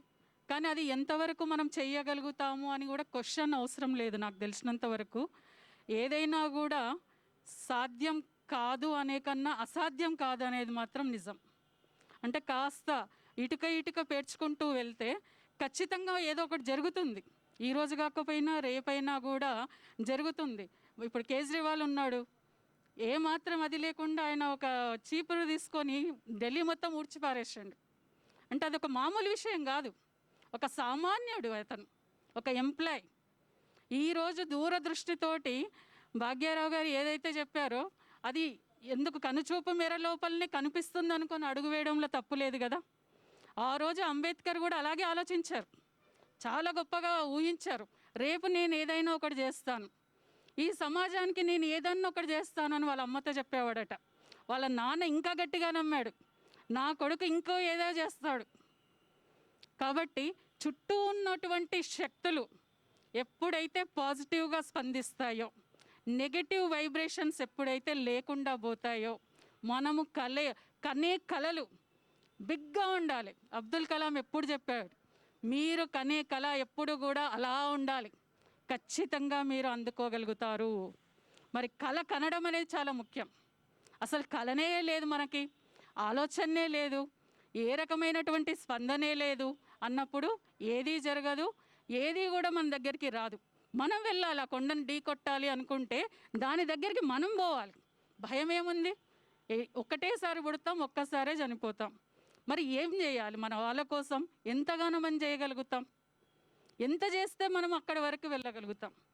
నాకు తెలిసినంత వరకు కూడా ఈ రోజు వరకు కూడా ఎస్సీ కావచ్చు, ఎస్టీ కావచ్చు, బీసీలు కావచ్చు, అమాయకులు చాలా వరకు ఏంటంటే విధేయులు. ఏదన్నా ఒక కమిట్మెంట్ తీసుకుంటే అంత డెడికేటెడ్గా వాళ్ళు ఎవరన్నా ఉండనివ్వండి, వాళ్ళ కోసం పనిచేసి తీరుతారు. మరి మన కోసం మనం ఎందుకు పని చేయలేం? ఇది మనం ఆలోచించాలి. అంటే ఆ పని చెయ్యడానికి కావాల్సినటువంటి శక్తులను నేను ఇస్తా అంటున్నారు భాగ్యారావు గారు, కల్పిస్తా అంటున్నారు. ఇది మామూలు విషయం కాదు. అది ఎలా జరుగుతుంది, ఏ విధంగా జరుగుతుంది? మన అందరి చేతులు కూడా సహకారం ఉండినప్పుడు అవన్నీ జరుగుతాయి. సెకండ్ అంశం అది. కానీ స్టార్టింగ్ లోపలనే మనకు ఒక ఊతం ఇస్తున్నారు ఆయన. చాలా గొప్ప విషయం. మామూలుగా మన వర్గాల లోపల ఈ రకమైనటువంటి చేయుత ఇవ్వడము అనేది మాట సాయంగా కూడా జరగదండి. మాట సాయంగా కూడా చాలా మాట్లాడతారు, మైకులు తీసుకొని ఏవేవో మాట్లాడతారు. ఇవి చేస్తాం, అవి చేస్తాం, అంత అవుతుంది, ఇంత అవుతుంది, ఇంత పడుస్తా, అంత పడుస్తా, ఇంత చేయగలుగుతామని చాలామంది చెప్తారు. ఉపన్యాసాలకేంటి ఎంతన్నా చెప్పొచ్చు, దానికేం ఛార్జ్ చేయరు కదా. సో చెప్తూనే ఉంటారు. కానీ నేను మీకు ఈ అవకాశాన్ని కల్పించగలుగుతాను, చూపించగలుగుతాను, చేయించగలుగుతాను, మరి నువ్వు సిద్ధమా అంటున్నారు ఆయన. చాలా గ్రేట్. అలాంటి వ్యక్తి కావాలి మనకి. ఆ రోజులో కూడా చిన్న చిన్నవి, నేను వరంగల్లో ఉన్నప్పుడు అమ్మమ్మ చెప్పేది, ఈ రజాకారుల యొక్క దాడులు అవన్నీ జరుగుతూ ఉంటే ఆడపిల్లల్ని రక్షించుకోవాలంటే ఏం చేయాలనో అర్థం కాక చిన్నగున్న ఆడపిల్లలు, అంటే పెళ్ళి అయితే వాళ్ళు ముట్టుకునే వాళ్ళు కాదట, పెళ్ళి కానీ ఆడపిల్లలు ఉంటే కుండల్లో దాచిపెట్టేవాళ్ళట. అంటే అందుకనే అప్పట్లో తొట్టెల్లో పెళ్ళిళ్ళు చేసేవాళ్ళు. అంటే ఆ స్థితి నుంచి మనము చాకలి ఐలమ్మని చూసినాం, దొడ్డి కొమరయ్యని చూసినాం. వీళ్ళందరికి శక్తి ఎక్కడి నుంచి వచ్చింది? అనుభవించారు. ఆ అనుభవము మనకుంది, ఆ పెయిన్ మనకుంది, ఆ ఆకలి మనకుంది, ఆ బాధ మనకుంది. కాబట్టి ఈరోజు మనం స్పందించగలుగుతున్నాం. అది నీకున్నప్పుడు కష్టం వస్తుంది, చాలా కష్టం వస్తుంది. రాళ్ళు రప్పలు వస్తాయి, ముళ్ళు వస్తాయి. మనవాడే మనని ఎగతాళి చేస్తుండొచ్చు. ఒక్క ఓటే రావచ్చు, 10 ఓట్లే రావచ్చు. కానీ నీ ప్రయాణం ఆపకు, నడు. ఈరోజు కాకుంటే ఏదో ఒక రోజు ఖచ్చితంగా నీ గమ్యాన్ని నువ్వు చేరుతావు. ఆ గమ్యాన్ని ముద్దాడగలిగేటువంటి పరిస్థితులు మనకు కావాలి. 0 బడ్జెట్ పాలసీ, ఆ పాలసీ విధంగా మనం వెళ్ళగలగాలి. మనం ఎట్లా వెళ్ళగలుగుతాము అనేది బాగా ఆలోచించాలి. ఈరోజు ఓటుకు నోటు ఉంది, మద్యం ఉంది, బిర్యానీలు ఉన్నాయి. వాటన్నిటినీ అధిగమించేటువంటి ఒక సూక్తి ఈరోజు భాగ్యారావు గారు మనకు చెప్పారు. మనమంతా ఒకటి, మనమంతా ఐక్యమత్యంగా ఉంటే, నా వాళ్ళ అండదండలుంటే, అదే ఆత్మాభిమానం ఉంటే మనం ఎందుకు గెలవలేము? పదే పదే అదే ఒత్తి చెప్పారు. దాని లోపల నుంచి నాకు తెలిసి ఒక 100 పేజీల పుస్తకం రాయొచ్చు అర్థం చేసుకుంటే. అది అర్థం చేసుకోగలిగేటువంటి శక్తి, యుక్తి మనలో ఉందా? మరి అంత సమఉజ్జీలం నేటి ఈ టైంలో మనము ఇవ్వగలుగుతామా? ఎందుకు ఇవ్వలేం? మీరు చూడండి, గత కొన్ని రోజులుగా ఇక్కడ కావచ్చు, అక్కడ కావచ్చు, ఎక్కడైనా కానీ ఏ ప్రభుత్వాలైనా కూడా దళిత్ శక్తి అంటున్నారు, బీసీ శక్తులు అంటున్నారు. అంటే వీళ్ళందరూ కూడా కేంద్రీకృతమైనటువంటి విషయాలు దేని పట్ల అవుతున్నారు? మన వైపు చూస్తున్నారు. మనం ఎవరి వైపు చూస్తున్నాం? ఇది ఆలోచించాలి. ఆనకట్ట ఎక్కడ వేయాలి, దేనికోసం వేయగలగాలి, మన శక్తిని మనం ఎట్లా సమకూర్చుకోవాలి, ఒక్క దగ్గరికి ఎట్లా తీసుకొచ్చుకోగలుగుతాం? మరి ఆనాటి నుంచి ఈనాటి వరకు అంబేద్కర్ గారు మనకు రాజ్యాంగం రాసి 10 సంవత్సరాలే రిజర్వేషన్లు అన్న తర్వాత కూడా ఈరోజు ఇంకా మనం కంటిన్యూ చేస్తున్నాం. ఎందుకోసం? ఆయన లాస్ట్లో బాధపడ్డాడట, అనవసరంగా రిజర్వేషన్స్ పెట్టాను, pay back to the society అన్నాడు. కానీ ఎవడన్నా రిజర్వేషన్లలో ఐఏఎస్, ఐపీఎస్, ఐఆర్ఎస్, ఐఎఫ్ఎస్ అయిన తర్వాత చాలా తక్కువ మంది వాళ్ళ కులముల పిల్లని చేసుకుంటున్నారు. చౌదరీలను, కమ్మలను, రెడ్లను, బ్రాహ్మణులను చేసుకొని వాళ్ళ వైపు ఉన్న వాళ్ళకే వీళ్ళు ఆధారంగా ఉంటున్నారు. కానీ ఇవన్నీ కూడా ఇంకా వెలివాడలుగానే ఉంటున్నాయి. మరి రిజర్వేషన్స్ వల్ల ఉపయోగం ఎవరికి? ఆలోచన చేయాలి. చాలా విషయాలు, అంశాలు ముడిపడి ఉన్నాయి మనకి. ఈ రోజుకి కూడా అసమానతలు ఉన్నాయి. ఎందుకోసం ఉంటున్నాయి? వాటి కోసం మనం ప్రయత్నం చేస్తలేం, వాటి గురించి మాట్లాడతలేం. పదే పదే ఇంకా కొన్ని అంశాల గురించి మాట్లాడుతున్నాం. ఒక్కటి మాత్రం గుర్తుంచుకోవాలి, మనం కొట్టాల్సినటువంటి తాకిడి కానీ కొట్టాల్సింది ఏది? కుర్చీ రుచి చూడండి. ఫస్ట్ ఆర్థికంగా మనం ఎట్లా బాగుపడాలి, సామాజికంగా మనం ఎట్లా పైకి రావాలి. ఇప్పుడు ఒక ఎమ్మెల్యే అయ్యండి అనుకోండి, ఆర్థికంగా బాగుపడతాడు, సామాజికంగా బాగుపడతాడు, 10 మందిలో పేరు వస్తుంది, అతనితో ఉన్నటువంటి ఆ వర్గాలందరూ కూడా ఒక స్థాయికి వస్తారు. మనం అవి ఆలోచిస్తలేం. ఇంకా మనం జెండాలు మోద్దాం, ఇంకా బీరు బిర్యానీలకు అలవాటు పడదాం. ఒక బాటిల్ ఎందుకు 10 బాటిళ్ళు నాకు ఇప్పించండి, మా దగ్గర 200 మంది ఉన్నారు, 200 బాటిల్స్ ఇవ్వండి అనే పరిస్థితిలోనే ఉన్నారు. అది మనము అధిగమించగలగాలి. నా దగ్గర 200 మంది ఉన్నారు, వాళ్ళకి ఏమిస్తాం అనే స్థితి నుంచి మా దగ్గర ఇంత బలం ఉంది, గెలుపు గుర్రమని చూడక్, నేను గెలవాలి, నువ్వు గెలిపి అనగలిగే సత్తా మనకు రావాలి. ఆ రకమైనటువంటి పైసా లేకుండా కుర్చీని సొంతం చేసుకోగలిగినటువంటి శక్తి నీ దగ్గర ఉంటే ఖచ్చితంగా నువ్వు రాజకీయంగా ఎదగగలుగుతావు. నీ వాళ్ళు నిన్ను నమ్మగలుగుతారు. ముఖ్యంగా నీ వాళ్ళు నిన్ను ఎందుకు నమ్ముతలేరు అంటే, నిన్ను ఎందుకు గెలిపించుకోలేకపోతున్నారు, మరి అటువైపే ఎందుకు చూస్తున్నారు అంటే, నువ్వు పొద్దున ఒకలాగుండి, మధ్యాహ్నం ఒకలాగుండి, రాత్రికి ఒకలాగుండి, మరునాడు ఇంకోలాగా ఉంటే నీ వర్గాలు నిన్ను నమ్మవు. అందుకే మనం కుర్చీ దూరం పోతుంది. ఇది బాగా ఆలోచించాలి. నమ్మకం అనేది చాలా పెద్ద పెట్టుబడి, భరోసా అనేది చాలా పెద్ద పెట్టుబడి. ఈరోజు నేను ఆ నమ్మకాన్ని, ఆ భరోసాని, ఆత్మ నిగ్రహాన్ని, ఆత్మాభిమానాన్ని, ఆత్మ గౌరవాన్ని ఈరోజు ఈ వేదిక మీద చాలా రోజుల తర్వాత నేను చాలా హ్యాపీగా చెప్తున్నాను, భాగ్యరావు గారు చూపించారు. రియల్లీ ఆ వైపు మనం కదులుదాం, చూద్దాం. ఒక ప్రయత్నించడం లోపలైతే విఫలమైతే టైం పట్టొచ్చు. కాబట్టి మనమంతా కూడా ఒక దారం కనిపించదు, పూల మనకు మాల కట్టిన తర్వాత ఆ విధంగా మనం ఏమన్నా అందరము ఒక దగ్గరికి వచ్చి ఏమన్నా చేయగలుగుతామా? మనని మనం విజేతలుగా మనం చూడాలి అనే ఒక ఆకాంక్ష, ఆత్మస్థైర్యం, అట్లాంటి గొప్ప మనోనిబ్బరంతో మనం ముందుకెళ్ళగలుగుతామా? ఇవన్నీ మన లోపల పాజిటివ్ వైబ్రేషన్స్ ఉన్నప్పుడు మాత్రమే, అంతకన్నా మించి నీకు బలీయమైనటువంటి కోరిక, నేను అసెంబ్లీకి వెళ్ళాలి అంతే, ఈ కోరిక ఉంటే ఖచ్చితంగా నువ్వు సక్సెస్ అవుతావు. నీ వాళ్ళని నువ్వు అభివృద్ధి చేసుకోగలుగుతావు, నీ వాళ్ళకు నువ్వు ఒక దారి చూపించగలుగుతావు. ఆ భరోసా నువ్వు ఇవ్వగలుగుతావా? ఎస్, నాకు ఆ శక్తి ఉంది, ఆ నమ్మకం ఉంది. కాబట్టి నేను మొన్న అంబర్పేటలో నిలబడి చూయించా ఇండిపెండెంట్గా. సో చెప్తున్నాను, శక్తి మనలోనే ఉంటుంది. వెతకండి ఖచ్చితంగా. ఈరోజు కాకుండా రేపైనా కూడా మనం ముందడుగు వేస్తాం. ఖచ్చితంగా మనం అసెంబ్లీలో కావచ్చు, పార్లమెంట్లో కావచ్చు అడుగు పెడతాం. దాని విధంగా మనం ఎట్లా అడుగులు వేయగలుగుతాం, అందరూ సమైక్యంగా ఉండి ఐక్యమత్యంతో ముందుకు వెళ్ళాలని చెప్పేసి ఇంత మంచి ఆపర్చునిటీ మనందరికీ కూడా ఇక్కడ కల్పించినందుకు వారికి ఈ వేదిక ద్వారా నేను ధన్యవాదాలు తెలుపుతున్నాను. Thank you very much sir.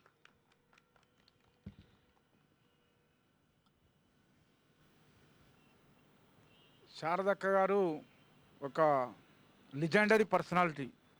ఆమె పుట్టుకనే గొప్పది. ఎందుకంటే వాళ్ళ నాన్నగారు, వాళ్ళ అమ్మగారికి నేను ధన్యవాదాలు తెలియజేస్తున్నాను.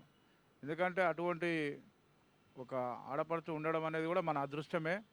ఆమె ఒకరోజు నన్ను హైకోర్టులో ఎవరేమన్నారు అక్క, నేనున్నా నీకు అని నేనన్నా. తమ్మి, నేను నీకున్నా ఫస్ట్, నువ్వు నాకు ఉండడం ఏంది అని అన్నా. అంటే ఆ ధైర్యము, అది గొప్పతనము, అది ఆలోచన విధానము, అది ఎవరైనా ప్రతి ఒక్క పిల్లవాళ్ళలో కూడా ఉండాల్సిన అవసరం ఉన్నది. ఆడవాళ్ళైనా మగవాళ్ళైనా అందరూ సమానమే, పుట్టడము గిట్టడము సమానమే. కాబట్టి ఈ మధ్యన ఏదైతే వస్తున్నాయో అధికారం రాగానే మనకు అందలం ఎక్కిపోయి వాళ్ళకి అహంకారం వచ్చేసి వాళ్ళు సేవకులు అనేది మర్చిపోతున్నారు. అసలు వాళ్ళు they are elected to serve the people, not to enjoy the positions. They are exploiting the situation and extracting the అది ఎంతో చేస్తున్నారు, అది sucking the blood of the people. That is very bad and unfortunate. Thereby they are earning crores of rupees. అది leads to anarchy in the society and discrimination అవుతుంది. చాలామంది పేదరికంలోకి వెళ్ళిపోతున్నారు. ఈ సంపద అంతా ఒక కొద్ది మంది చేతులకు వెళ్ళిపోతున్నది. అది very bad and unfortunate. It is against the constitutional values and it is against the social justice. The social justice is the constitutional goal. But whereas in practical nothing is happening. అంటే some persons are there, they are doing some service to the nation, thereby they are కొంత work చేస్తున్నారు. కాబట్టి ఈ development కానీ ఇంత tranquility in the society ఉందంటే some of the person who are అంటే without any expectation they are serving the nation. That is the reason we are seeing tranquility in the society. Such persons must be encouraged, such persons must be elected. Then only we will see income. Europe countries కాదు, America కంటే కూడా మనం బ్రహ్మాండంగా ఎదగలుగుతాము. ఆ ఆలోచన రావాల్సిన అవసరం ఉన్నది సమాజంలో. Now I am requesting Narasimharao గారు, CWC member, please address the gathering.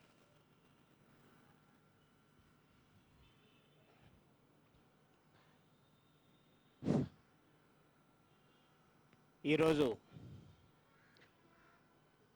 పూలే అంబేద్కర్ రాజ్యాధికార సమితి ఆధ్వర్యంలో ఇక్కడ ఈ సమావేశానికి విచ్చేసిన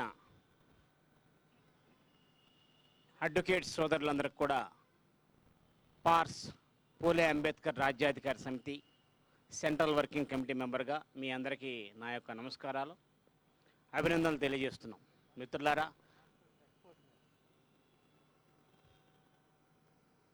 మహాశయుడు అంబేద్కర్ గారు మనకి భారత రాజ్యాంగాన్ని ఇచ్చారు.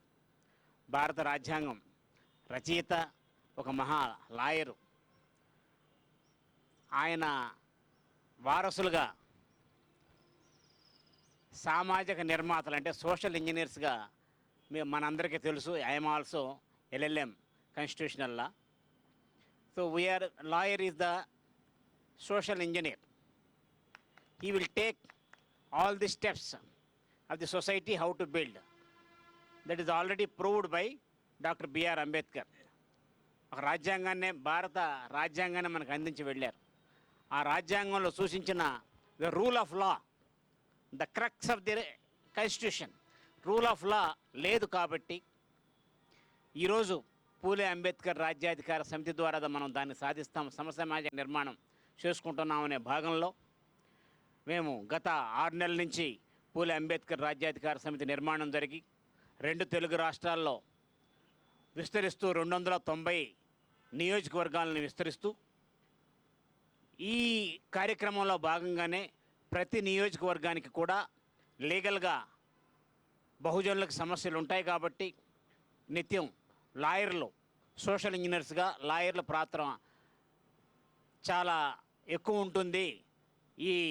ఈ నిర్మాణం, సంస్థ నిర్మాణం దశలో లాయర్ల పాత్ర ఉంటుందని ముందుగానే గుర్తించి లాయర్లని ప్రతి నియోజకవర్గానికి ఒక లాయర్లు పెట్టాలి. ఈ లాయర్లను, అడ్వకేట్స్ ప్రతి నియోజకవర్గంలో వాళ్ళని మనం నియమించుకోవాలనే ఉద్దేశంతో ఈ మొట్టమొదటి సమావేశాన్ని ఏర్పాటు చేయడం జరిగింది. కాబట్టి ఈ సెంట్రల్ వర్కింగ్ కమిటీలో మీరందరూ కూడా మీ యొక్క కాంట్రిబ్యూషన్స్ని ఇచ్చి ఈ సెంట్రల్ వర్కింగ్ కమిటీ, తద్వారా తెలంగాణ కమిటీ, ఆ తర్వాత ఆంధ్రప్రదేశ్ కమిటీకి కూడా 2 కమిటీలకి లీగల్ సెల్ అనేది ఏర్పడుతుంది. కాబట్టి మీ కాంట్రిబ్యూషన్స్ని ఇవ్వాల్సిందిగా కోరుకుంటూ, నాకు అర్జెంటుగా వేరే ఒక ఎంగేజ్మెంట్ ఉంది కాబట్టి నేను సెలవు తీసుకుంటున్నాను. మీకు అందరికీ కూడా మరొకసారి ధన్యవాదాలు చేస్తూ జై భారత్, జై పూలే, జై భీమ్.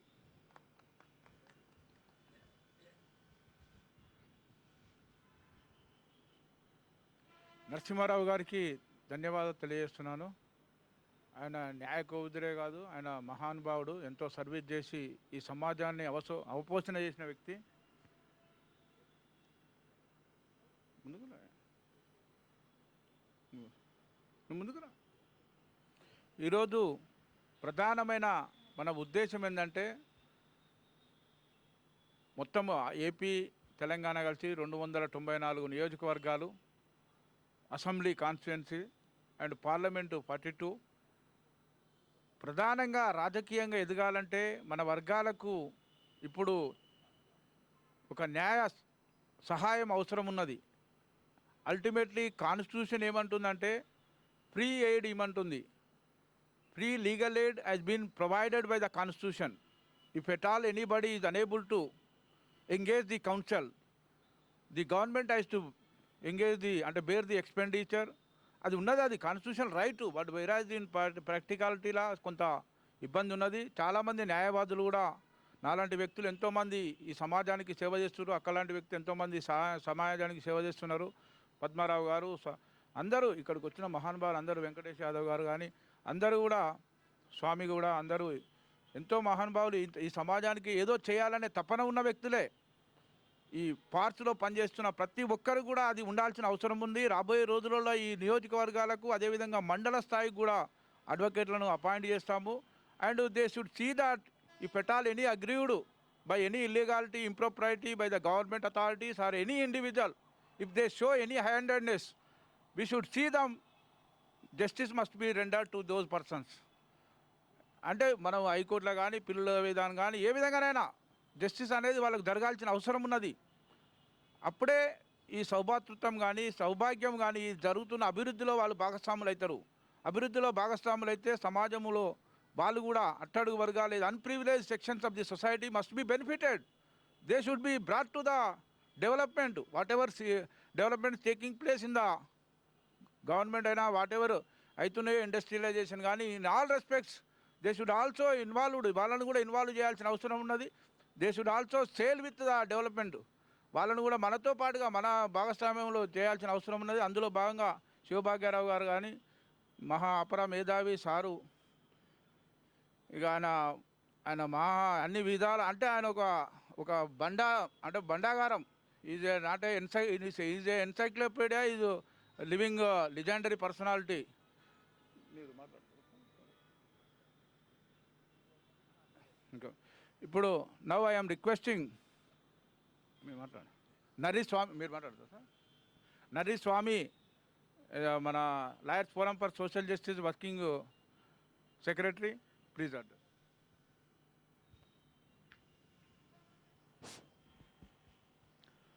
ఈరోజు సమావేశానికి విచ్చేసినటువంటి పెద్దలు జేపీ రాజు బహుజన్ గారు, అదేవిధంగా పెద్దలు శివభాగ్యరావు గారు బహుజన్, ఈ సమావేశానికి అధ్యక్షత వహిస్తున్నటువంటి నాగుల శ్రీనివాస్ యాదవ్ గారు, అదేవిధంగా వేలాదిగా కొంతమంది, ఎంతోమంది, ఒక అడ్వకేటు 100 మంది ప్రజలతో సమానం కాబట్టి అనేక మంది మేధావులు ఇక్కడికి రావడం అనేది చాలా సంతోషకరం. ఇప్పటిదాకా అక్కగారు చాలా బాగా మాట్లాడారు. అదేవిధంగా పెద్దలు శివభాగ్యరావు గారు సార్ని ఇప్పుడే పరిచయం ఉన్నప్పటికీ కూడా వారి యొక్క ఒక్కొక్క మాట ఒక్కొక్క తూటలాగా చాలా అద్భుతంగా ఉన్నదనిపించింది.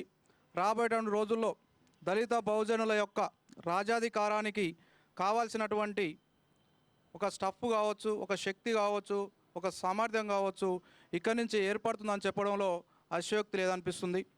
కాబట్టి రాబోయేటువంటి రోజుల్లో దళిత బహుజన రాజ్యాధికారం కోసం మేము పనిచేస్తున్నాం, దళిత బహుజన రాజ్యాధికారమే మా అంతిమ లక్ష్యం అనేటువంటి ప్రతి ఒక్క పౌరుడు, ముఖ్యంగా ఈ తెలంగాణ రాష్ట్రంలో తీసుకున్నట్టయితే ఆనాది కాలం నుంచి ఆనాడు రజాకారులతో పోల్చుకున్నట్టయితే, ఈనాడు ఆంధ్ర పెట్టుబడిదారులతోని పోల్చుకున్నట్టయితే, ఈనాడు తెలంగాణ దొరలతో మనం కూడా ఫైట్ చేయవలసినటువంటి పరిస్థితి వచ్చింది. కాబట్టి తరతరాలుగా పోరాటాలకు పుట్టినల్లు మన తెలంగాణ గడ్డ. కాబట్టి దళిత బహుజనులే ఈ పోరాటాల్లో ఉంటున్నారు. ఆ యొక్క సమీకరణలు ఫలితాలను మాత్రం అనుభవించేది పెద్దవాళ్ళు, దొరలు, పెత్తందారులు అవుతున్నారు. దొరలు అనే దానికంటే కూడా పెట్టుబడి కార్పొరేట్ వ్యవస్థలు నడిపించినటువంటి కార్పొరేటు పెట్టుబడిదారులు అని చెప్పడంలో ఏమాత్రం కూడా సంశయించడానికి లేదు. కాబట్టి ఇలాంటి తరుణంలో ఈనాడు తెలంగాణలో చాలా చైతన్యం వచ్చింది. కానీ ఆ చైతన్యాన్ని క్రోడీకరించుకొని ఒక సమీకరణ శక్తిగా మార్చి దాన్ని రాజ్యాధికారం దిశగా ప్రయాణించడంలో సరైనటువంటి మార్గనిర్దేశం లేక యువత, మేధావులు, అడ్వకేట్లు, డాక్టర్లు, అనేక మంది ఐఏఎస్ ఆఫీసర్లు, ఐపీఎస్ ఆఫీసర్లు కూడా, పోలీస్ ఆఫీసర్లు కూడా మనసులో మాత్రం నా దళిత బహుజనునికి అన్యాయం జరుగుతుంది, ఏం చేద్దామనే ఆలోచన ఉంది. కానీ అధికారం వాళ్ళ చేతిలో ఉంది, చెప్పింది చెయ్యాలి, చేయడం నా డ్యూటీ అనేటువంటి ప్రవర్తనలో వాళ్ళు దళిత బహుజనులను అంచివేస్తున్నారు తప్ప కేవలం వారి యొక్క అధికారంలో వాడుతున్నారే తప్ప మనసులో మాత్రం ప్రతి ఒక్క దళిత బహుజనునికి నా దళిత బహుజన సోదరుడు ఎన్నడూ ఈరోజు ఈ యొక్క తెలంగాణ రాష్ట్రంలో సీఎం అవుతాడని ఎదురు చూస్తున్న తరుణంలో ఒక భాగ్యారావు గారి యొక్క ఒక ఆనుమత్యంలాగా మనకు ఒక ఆయుధం అనుబాంబులాగా వారు చెప్పినటువంటి ప్రతి ఒక్క అంశం చాలా అద్భుతంగా అనిపిస్తుంది. కాబట్టి ఇలాంటి పెద్దల యొక్క మార్గదర్శకంలో కనీసం ఒక 20-30 మందన యువకులు కనీసం చట్టసభలోకి పోయేటటువంటి అవకాశం ఉంటుందని కూడా నేను భావిస్తున్నాను. కాబట్టి రాబోయేటటువంటి రోజుల్లో ఇలాంటి అవకాశాలని దళిత బహుజనులని యొక్క ఆదరణ కావాలంటే మన ఓటు మనం వేసుకోవాలి, మనం ఆర్గనైజ్డ్ ఉండాలి. వాళ్ళు చెప్పేటటువంటి ఒక అంశం అనేది చాలా అద్భుతంగా ఉంది. ఇంకోటి ఏంటంటే మనం మోరల్ సపోర్ట్ చాలా ఇంపార్టెంట్. నేను కూడా ఒక అడ్వకేట్గా ప్రాక్టీస్ చేస్తున్న సందర్భంలో నేను కొన్ని సోషల్ యాక్టివిటీ చేస్తున్నాను. తెలంగాణ సామాజిక చైతన్య వేదిక ద్వారా కొన్ని సోషల్ కార్యక్రమాలు చేస్తుంటే అదే నాగుల సీనన్ అన్నాడు, తమ్ముడు నువ్వు చాలా యాక్టివ్గా చేస్తున్నావు, మన లాయర్స్ ఫోరం ద్వారా సోషల్ జస్టిస్ ద్వారా కూడా మనం ఇంకా యాక్టివ్గా చేయాలని చెప్పేసి నాకు ఒక lawyers forum for social justice organizing secretary ఇవ్వడం, ఆ లాయర్స్ని అందరినీ సమకూర్చుకోవడం, ఆ విధంగా ఇంతమంది మన యొక్క దళిత బహుజన లాయర్స్ కూడా మనకు ఉన్నారని చెప్పేసి మనం కోరుకోవడం, ఈ విధంగా ముందుకు పోతున్నాం. అదే సందర్భంగా మనం కూడా రాజ్యాధికారం సాధించే విధంగా కూడా ఈ యొక్క శివభాగ్యరావు గారు ఎవరైతే ఉన్నారో ఆ సారు చాలా అద్భుతంగా చెప్పిండు. ప్రతి పాయింట్ టు పాయింట్ అలా తల వాల్యూడ్ ఉన్నది. కాబట్టి మాలాంటి యువకులం మేము రాజ్యాధికారమే అంతిమ దిశగా పనిచేస్తున్నాం. అది అంశం ఏదైనప్పటికీ కావచ్చు కాక, ఈనాడు అడ్వకేట్సే కావచ్చు కాక, ఆనాడు డాక్టర్సే కావచ్చు కాక, ఇంకేదైనా కావచ్చు కాక, పార్టీ ఏదైనా అవ్వచ్చు కాక, కులం ఏదైనా కావచ్చు కాక, మాకు రాజ్యాధికారం, బీసీ రాజ్యాధికారం, దళిత బహుజన రాజ్యాధికారమే ప్రధాన లక్ష్యంగా ముందుకు పోతున్నాం. తెలంగాణ సామాజిక చైతన్య వేదిక అనేటువంటి ఒక సంస్థ ద్వారా కూడా మా చేతనైనంత వరకు సోషల్ కార్యక్రమాలు చేస్తున్నాం. అదే lawyers forum for social justice ద్వారా కూడా ఈ యొక్క జడ్జిల పోస్టులే కావచ్చు, పీపీలు కావచ్చు, అదేవిధంగా ఈ నూతనంగా ఈ యొక్క మన యొక్క తెలంగాణలో ఉన్నటువంటి సామాజిక చైతన్యాన్ని చూసి ఈ చీఫ్ జడ్జిగా నియమితులైనటువంటి రమణ గారు కూడా ఈనాడు సామాజిక బాధ్యత పాటించాలి, సామాజిక న్యాయం చేయాలి, వీళ్ళకు వచ్చేటటువంటి 24 నుంచి 42 జడ్జిల పోస్టులు ఏదైతే వేస్తున్నామో దాంట్లో కూడా సామాజికంగా వెనుకబడినటువంటి వారిని గుర్తించి వాళ్ళకు అవకాశాలు కల్పించాలని చెప్పేసి సూచించడం అంటే అది తెలంగాణ ప్రజల్లో ఉన్నటువంటి సామాజిక స్పృహకు నిదర్శనం అని చెప్పడంలో అతిశయోక్తి లేదు. కాబట్టి పెద్దలు చాలా అద్భుతమైనటువంటి ఆలోచనలు తీసుకొని ముందుకు పోతున్నారు. మాలాంటి యువకులం మనసా వాచా కర్మన ఎప్పటికైనా రాజ్యాధికారమే అంతిమ దీక్షగా పనిచేస్తామని చెప్పేసి మాకు రాజ్యాధికారమే ప్రధానం, రాజ్యాధికారం వచ్చినాడే ఈ యొక్క అణిగారినటువంటి కులాలలో చైతన్యం వస్తుంది. వారికి ఏదో పొలాల కింద ఏదో బుక్షలాగా వేయడాల్సిన అవసరం లేదు. ఓటు వాళ్ళది, పన్నులు కట్టేది వాళ్ళం, మనమే పన్నులు కడుతున్నాం, మనమే ఓటు వేస్తున్నాం, మన పైసలు ఇచ్చి మననే వాడు పరిపాలించేది ఏంది అవతలోడు అని చెప్పేసి ఆలోచన పరులందరినీ కూడా తయారు చేసేవలసినటువంటి వేదిక ఆసనమవుతున్నది. కాబట్టి ఈ యొక్క సందర్భంగా ఈ వేదిక యొక్క పెద్దల్ని మనసా వాచా కర్మన ధన్యవాదాలు తెలియజేస్తూ ఈ అవకాశం కల్పించినటువంటి పెద్దలందరికీ, అదేవిధంగా ఎంతో మేధావులైనటువంటి న్యాయవాద మిత్రులు, అనేక మంది ప్రొఫెషనల్స్ వచ్చారు, వాళ్ళందరికీ కూడా ముందున్నటువంటి మీ అందరి పెద్దలందరూ కూడా మనసా వాచా కర్మన ధన్యవాదాలు తెలియజేస్తూ ముగిస్తున్నాను. జై భారత్, జై పూలే, జై భీమ్.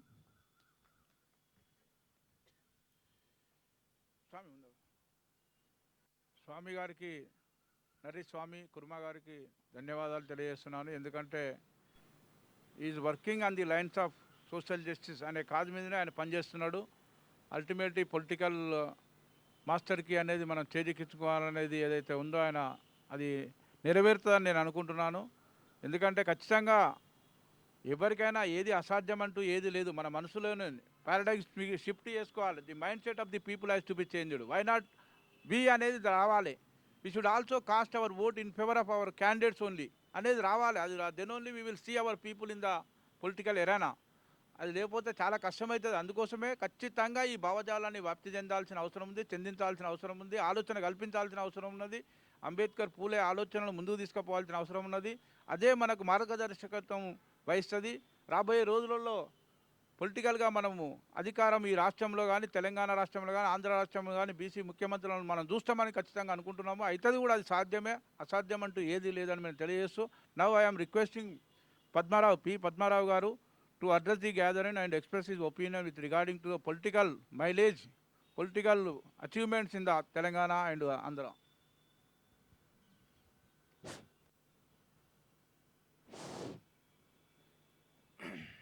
వేదిక అలంకరించిన పెద్దలు, ముఖ్య అతిథి నాగుల శ్రీనివాసరావు గారు, అదేవిధంగా చైర్మన్ సౌభాగ్యరాజు గారు, మరి అదేవిధంగా పెద్దలు జేబీ రాజు గారు, ఇక్కడ వచ్చినటువంటి న్యాయవాద మిత్రులందరికీ జై భీములు. మిత్రులారా, నేను మాట్లాడకుండా ఒక 4-5 సజెషన్స్ మాత్రమే చేస్తాను. ప్రధానంగా ఈ దేశంలో రిజర్వేషన్ ద్వారా పొందినటువంటి మొదటి ప్రాధాన్యత క్రమంలో ఉన్నటువంటి ఐఏఎస్ ఐపీఎస్లు ఎవరైతే ఉన్నారో, వారి తర్వాత ఐఆర్ఎస్ కానీ ఐఎఫ్ఎస్ కానీ ఎవరైతే ఉన్నారో వాళ్ళ ద్వారా సమాజానికి చాలా తక్కువ బెనిఫిట్ జరుగుతుంది. అంటే చాలా తక్కువ ఫలితాలు అందుతున్నాయి బహుజన వర్గాలకు. బహుజన కులాల నుంచి వచ్చినటువంటి ఈ యొక్క వర్గాలు ఏదైతే ఉన్నాయో చాలా తక్కువ సంఖ్యలో ఫలాలు అందుతున్నాయి. ఎందుకంటే వాళ్ళకు ఉన్నటువంటి ఒక కుంచితమైనటువంటి స్వార్థ బుద్ధి ఉంది. ఐఏఎస్ ఐపీఎస్లకు కుంచితమైనటువంటి స్వార్థ బుద్ధి ఉంది. నేను యూనివర్సిటీలో 8 సంవత్సరాలు చదువుకున్నాను. చాలామంది సివిల్ సర్వెంట్స్కు నాతో డిస్కషన్ చేశారు. ఎంతో ప్రతిసారి 20 మంది ఎలక్ట్ అయ్యేది ఉస్మానియా యూనివర్సిటీ నుంచి. వాళ్ళందరినీ నేను అబ్జర్వ్ చేశాను. వాళ్లకు స్వార్థం తప్ప సమాజం గురించి అవగాహన లేదు. నంబర్ 1. అట్లాంటి క్రమం నుంచి, అట్లాంటి క్యాడర్ నుంచి వచ్చినటువంటి ఐఆర్ఎస్ సౌభాగ్యరాజు ఏదైతే ఉన్నారో అది వదిలిపెట్టేసి నేను సమాజం కోసం వచ్చాను, సమాజం కోసం ఏదో చేయాలనే ఒక ఆలోచన రావడమే పెద్ద విషయం అని నేను చెప్తున్నా. అందుకని వారికి ప్రత్యేకమైనటువంటి ధన్యవాదాలు తెలియజేస్తూ ఉన్నాను. అదేవిధంగా 1987లో ఇక్కడ బాబు జగజ్జీవన్ కాలేజ్ ఉండే. బాబు జగజ్జీవన్ కాలేజీలో ఒక పెద్ద మీటింగ్ ఉంది. దానికి చీఫ్ గెస్ట్గా దాసరి నారాయణరావు వచ్చారు, ఉదయం ఎడిటర్ ఆ టైంలో. దాంట్లో ముఖ్య స్పీకర్గా జేబీ రాజు గారు ఉన్నారు. నేను అప్పుడు డిగ్రీ ఫస్ట్ ఇయర్ ఉన్నాను, 1987-88లో. ఆయన మా ఊరు నుంచి ఒక మాట ఉటంకించాడు, మా గ్రామం నుంచి. ఆ పేపర్లో దాసరి నారాయణరావు రాశారు, బస్వాపూర్ దళితులపై భూస్వామ్యాల నర్తనం అని ఫస్ట్ పేజీలో వచ్చింది మా గ్రామం నుంచి. అది ఆ విధంగా మా గ్రామం యొక్క ఏదైతే ఎడిషన్స్ ఉన్నదో, ఏదైతే ఎడ్డింగ్ ఉన్నదో దాన్ని ఆయన ఎన్లైట్ చేసి మొత్తం ఈ రాష్ట్ర వ్యాప్తంగా ఆయన ఎన్లైట్ చేశాడు. మా గ్రామం నుంచి మాకు మొరల్ సపోర్ట్ ఇచ్చాడు. అప్పటి నుంచి 30 సంవత్సరాల కింద చేసినటువంటి సేవ చేసినటువంటి వ్యక్తి ఇప్పుడు చూస్తే కూడా ఇంకా ఇక్కడ కూర్చున్నాడు. మనమే చేతగాని పరిస్థితులకు వస్తే నాకు చాలా విచిత్రం. వారికి నేను ప్రత్యేకమైనటువంటి ధన్యవాదాలు తెలియజేస్తా ఉన్నా. దాసరి నారాయణరావు వచ్చారు అప్పుడు ఉదయం పత్రిక బాబు జగజ్జీవన్ కాలేజీలో. I'm very appreciate before your honourable legend persons. Why I'm very thankful to you. అదేవిధంగా మిత్రుడు నాగుల శ్రీనివాసు ఇక్కడ ఉన్నారు.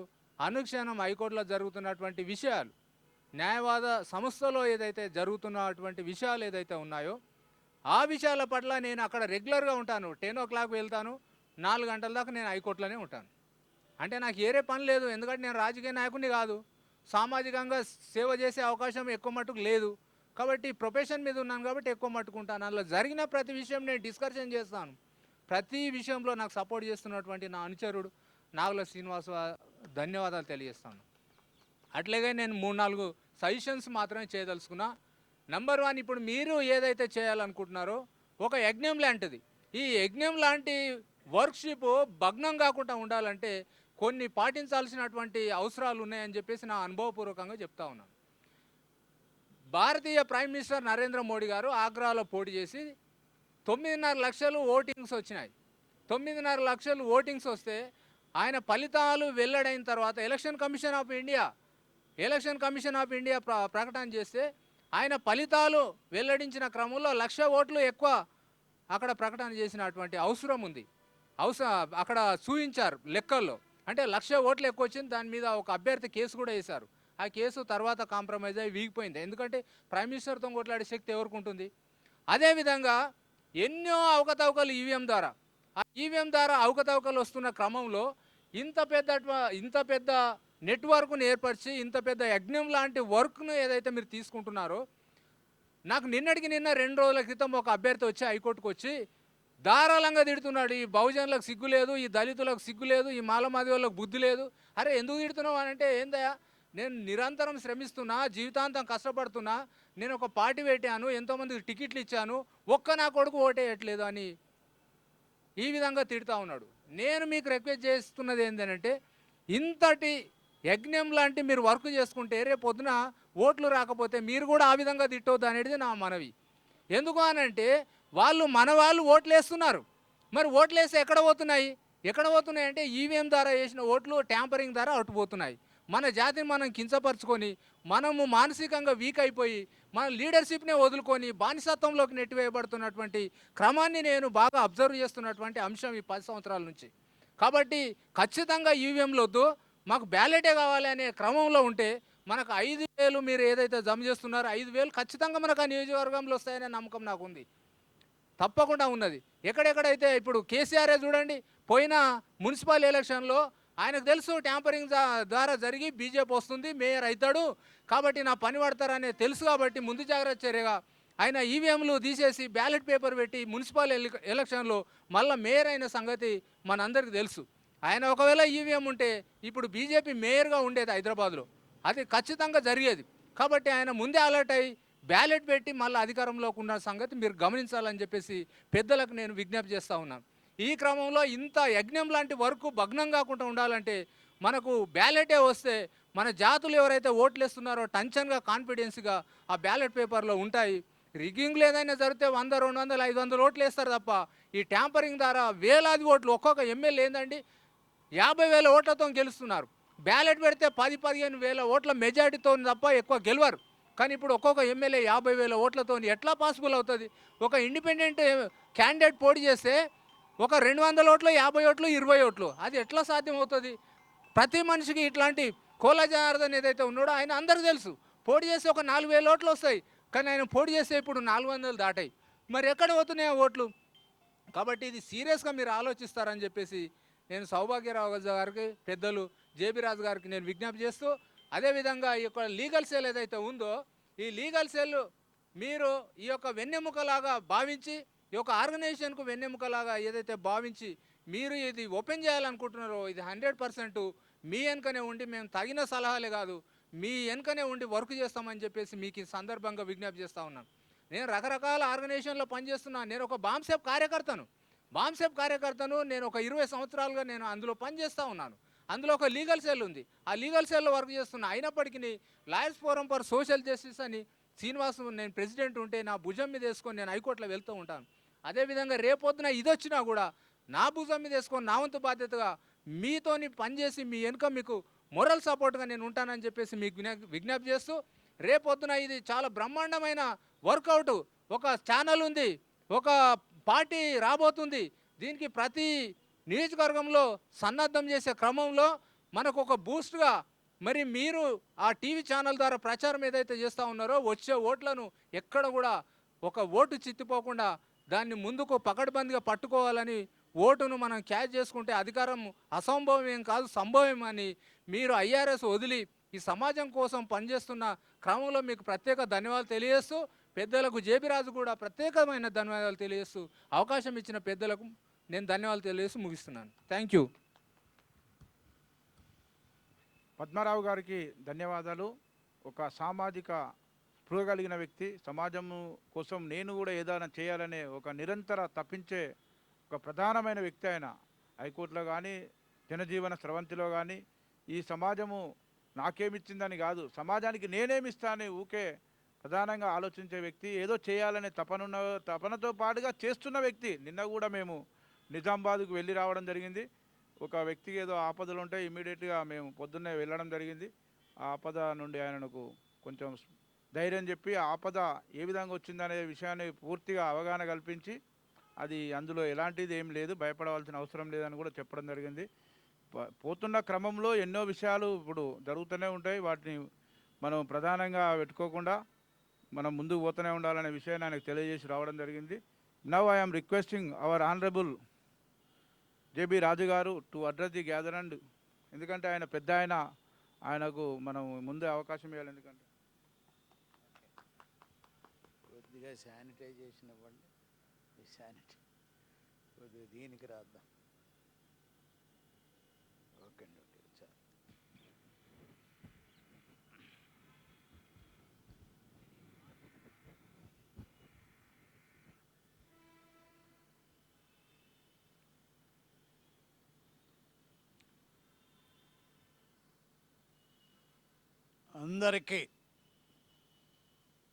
అందరంటే ఎందరని ఒక డెఫినేషన్ ఇచ్చారు స్వామి గారు.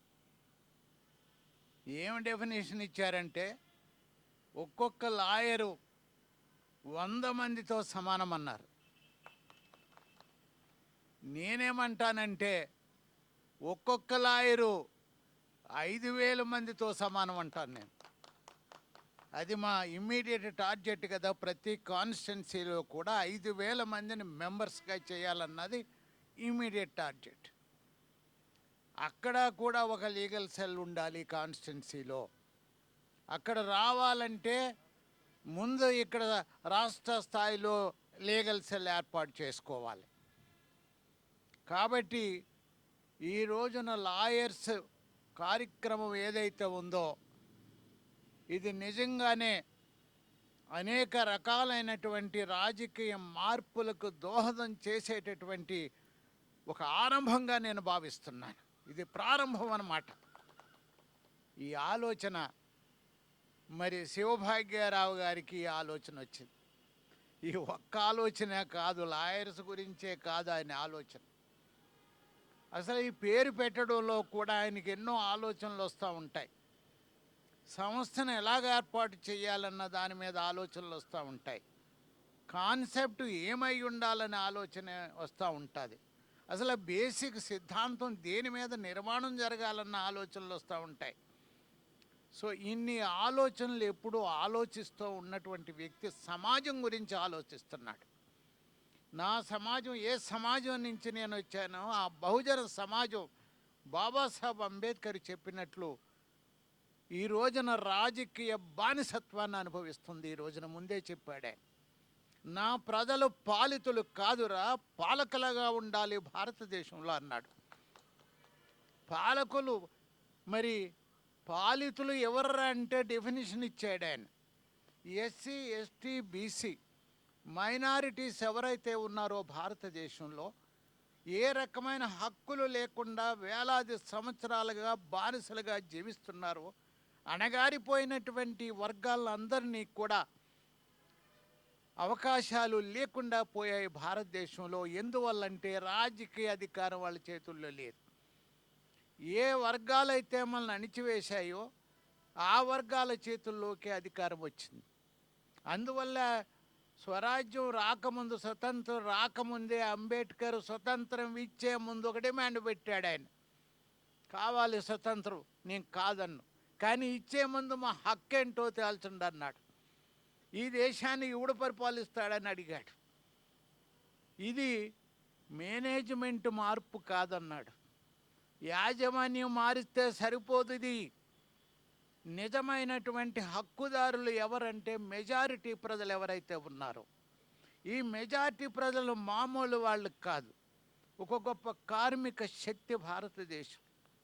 దేశ సంపదను సృష్టించినటువంటి శక్తి ఏదైతే ఉన్నదో వాళ్ళదే ఈ భారతదేశం. నీ బాబు సొత్తు కాదరా అని ప్రశ్నించినటువంటి మొట్టమొదటి మహానాయకుడు, పోరాట యోధుడు బాబాసాహెబ్ అంబేద్కర్.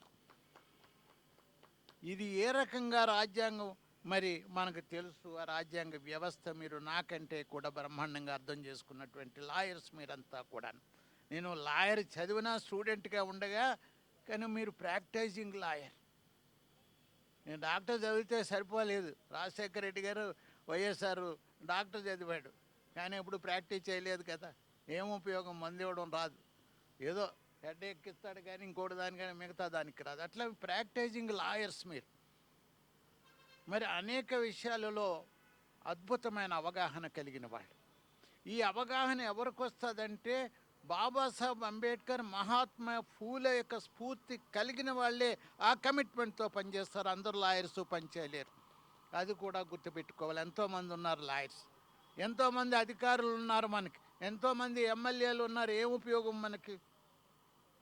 వాడికి చెయ్యాలనే ఉంటుంది కానీ తన బాస్ ఏమంటాడు, ఒక ఉద్యోగస్తుడు ఎలాగైతే మరి ఫీల్ అవుతాడో, నా బాస్కు వ్యతిరేకంగా చేస్తే నన్ను సస్పెండ్ చేస్తాడేమో, రాజకీయం కూడా అదే ఫీలింగ్ తోటి మన వాళ్ళంతా ఉన్నారని మనకందరికీ తెలుసు. వాళ్ళు రాజకీయ బానిసత్వాన్ని ఈ రోజున అనుభవిస్తున్నారు, చెప్పుకోలేకపోతున్నారు, లోపలే కుమిలిపోతున్నారు.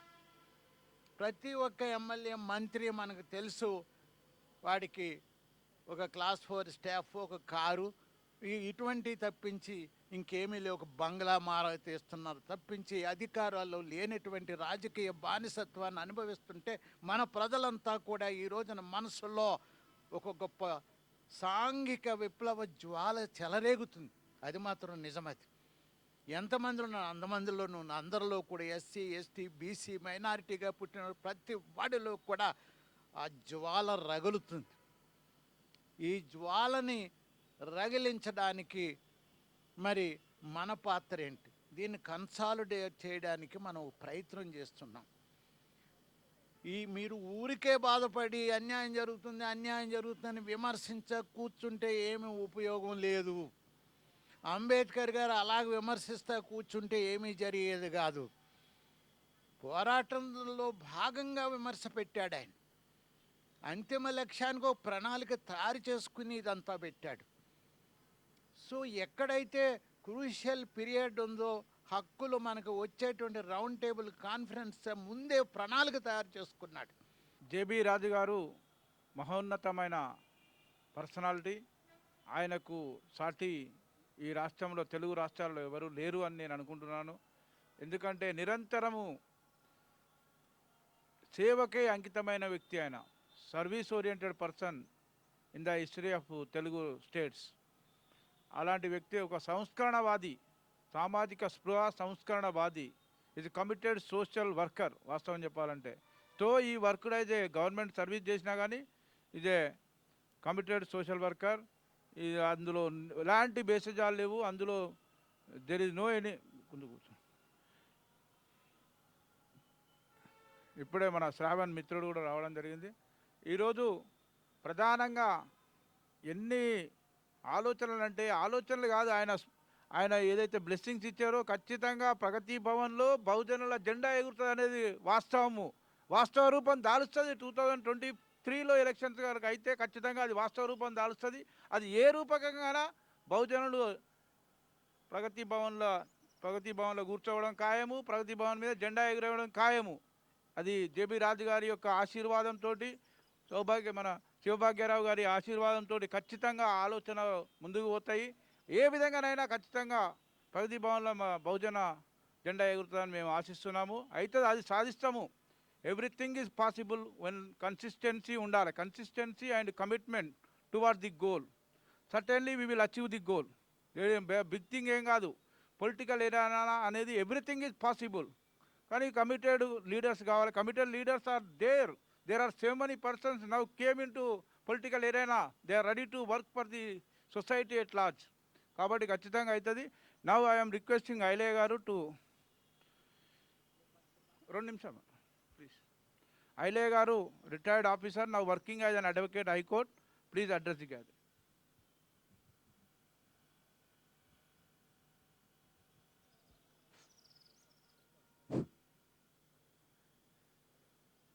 ఈనాటి సమావేశం ఈనాడు అతిరేత మహారథులైన మన జేబీ రాజు గారు మరియు మన సారు భాగ్యరావు గారి ఆధ్వర్యంలో ఈ న్యాయశాలు గురించి మనం ఈనాడు దాని రూపురేఖలను దిద్ది రాష్ట్రాలలో సరైన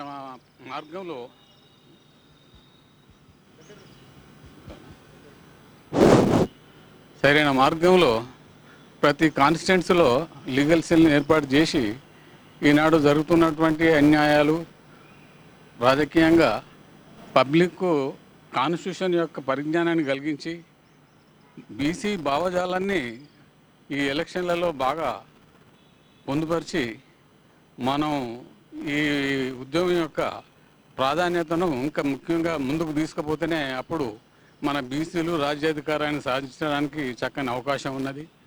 మన సారు చక్కని ప్రణాళికను తయారు చేశారు. ఆ ప్రణాళిక ప్రకారంగా మనం పోయినట్టుంటే తప్పక విజయాన్ని సాధిస్తాము. మన బీసీ బహుజనుల యొక్క రాజ్యం అంటలో సందేహం లేదు.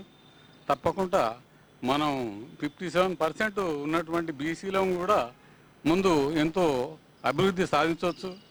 ఎస్సీ ఎస్టీ బీసీలు అనుకున్నట్టయితే ఈ ఉన్నత వర్గాలు పారిపోవడానికి చాలా అవకాశం ఉన్నది. కాబట్టి ఇప్పుడు పబ్లిక్లో బీసీ ఈ బహుజనులలో చాలా తీవ్రత ఉన్నది. వీళ్ళే 70 ఏళ్ళ నుంచి మన మీద పరిపాలిస్తున్నారు.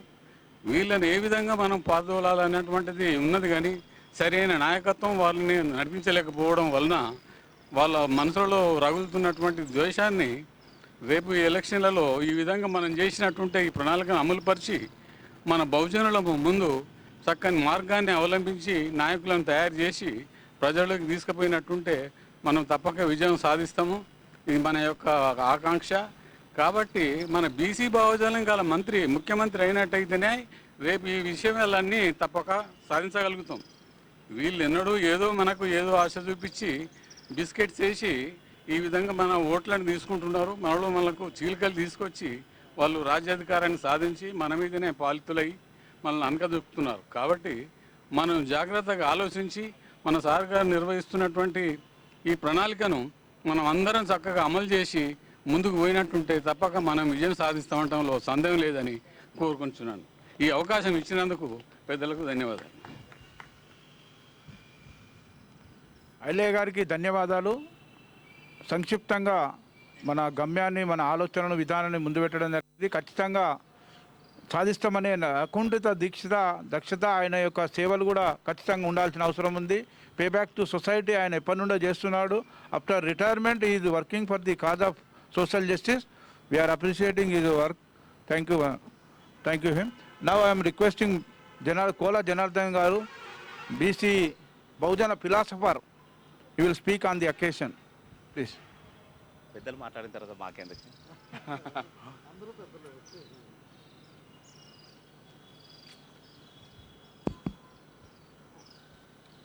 ఈరోజు పూలే అంబేద్కర్ రాజ్యాధికార సమితి ఆధ్వర్యంలో నిర్వహిస్తున్నటువంటి ఈ సమావేశానికి అధ్యక్షత వహించినటువంటి గౌరవనీయులు పెద్దలు మా పెద్దన్న శ్రీనివాస్ యాదవ్ గారు,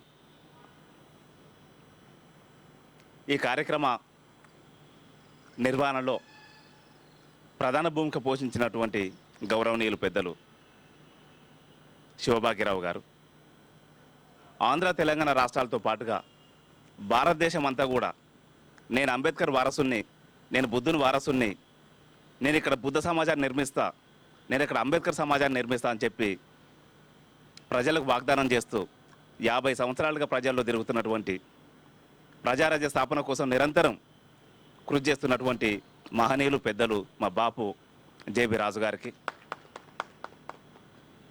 ఈ సమావేశానికి వచ్చినటువంటి వివిధ రంగాలకు సంబంధించిన మిత్రులకు అందరికి కూడా జై భీములు తెలియజేస్తున్నాను. నిజానికి నేను మాట్లాడాలనుకున్న విషయాలు పెద్దలు జేబీ రాజు గారు నాకంటే ముందు మాట్లాడడం జరిగింది. సందర్భం కాబట్టి ఒక మాట గుర్తు చేస్తా. ప్రపంచ ప్రజల్ని అత్యధికంగా ప్రభావితం చేసిన మొట్టమొదటి ప్రపంచ తత్వవేత్త ఎవరంటే గౌతమ బుద్ధుడు. 2600 సంవత్సరాల కింద భారతదేశంలో ఉన్న ప్రజలకు ఉన్నటువంటి సమస్యలేంటి, సమస్యల కారణం ఏంటిది, సమస్యకు పరిష్కారం ఏందనేది ఆ రోజుల్లో ఒక శాస్త్రీయ దృక్పథంతో సమాజాన్ని నడిపే ప్రయత్నం చేసినటువంటి మొట్టమొదటి మహనీయుడు డాక్టర్ పెద్దలు బుద్ధుడు. ఆ బుద్ధుని వారసత్వంలో భారతదేశంలో ఉన్నటువంటి ప్రజలు ఎవరెవరు ఏ సమస్యలకు గురవుతున్నారు, ఆ సమస్యల కారణం ఏంది, పరిష్కారం ఏంది అనేది తన జీవితకాలం ప్రయత్నం చేసినటువంటి మహనీయులు జ్యోతిరావు పూలే మనకు తెలిసిన విషయం. ఆ తర్వాత డాక్టర్ బిఆర్ అంబేద్కర్ గారు ప్రపంచ ప్రజల్ని కదిలించిన, ప్రపంచ సైద్ధాంతిక పునాదుల్ని కదిలించినటువంటి మొట్టమొదటి వ్యక్తి అంటే మూడో వ్యక్తి డాక్టర్ బిఆర్ అంబేద్కర్ గారు.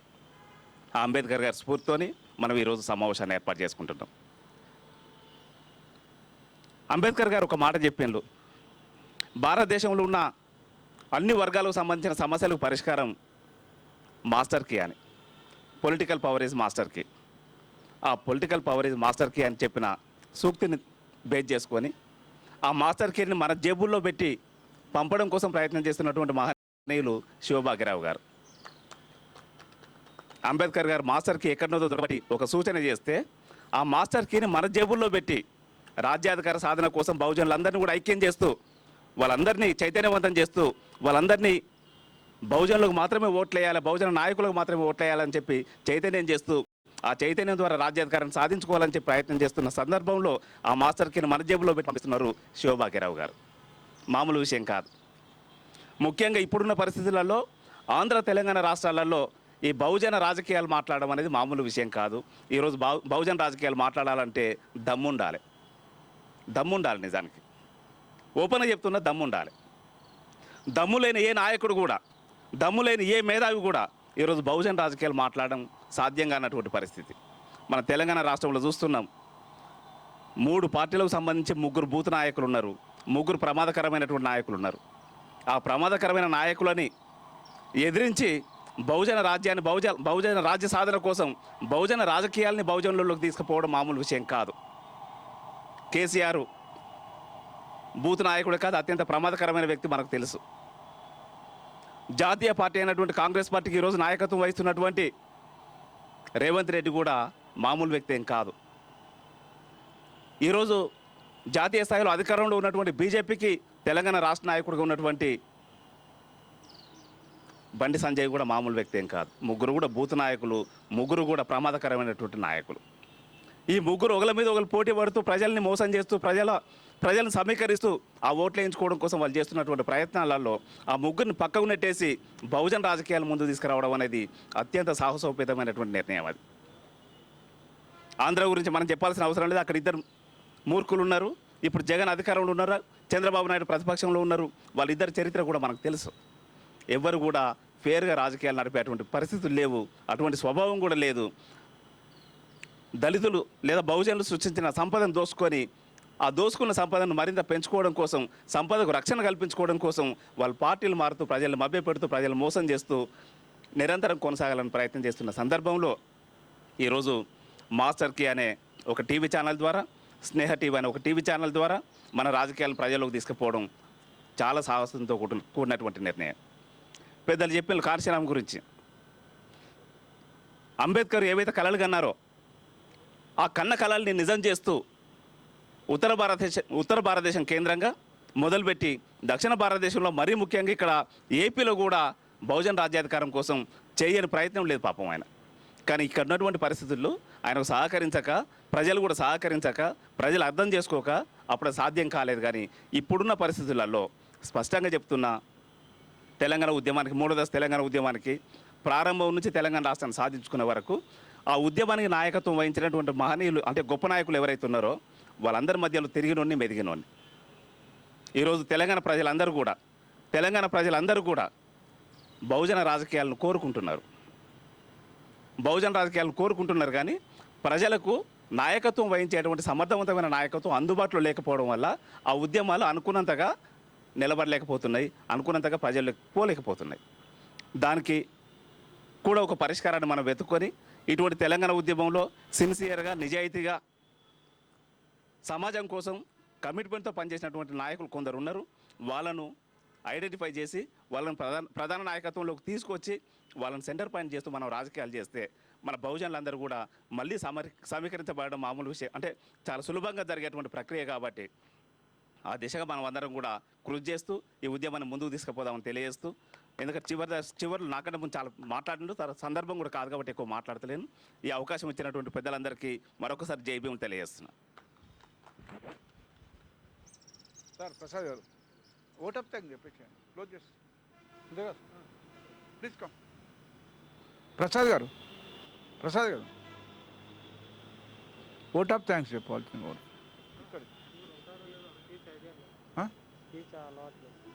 స్పీక్ అలవాట్లేదా? అడ్వకేట్ భయపడతారా సార్? సత్యనారాయణ చెప్తావా? మన దా please come. Vote of thanks చెప్పేసి I'm requesting Satyanarayana garu to vote of thank చెప్పాల్సింది కోరుతున్నాం.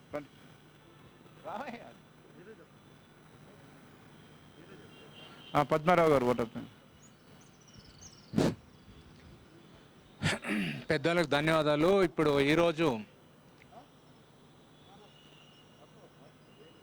మాట్లాడతారా?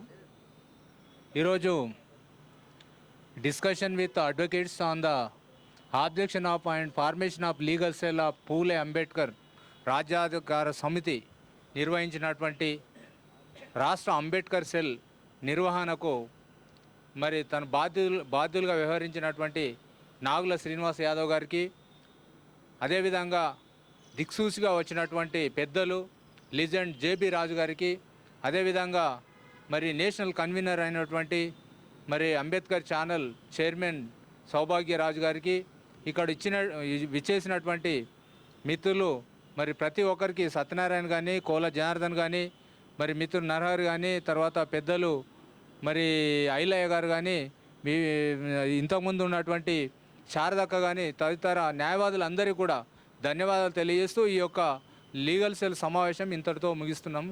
థ్యాంక్స్. జై భీమ్, జై భారత్, జై పూలే, జై అంబేద్కర్.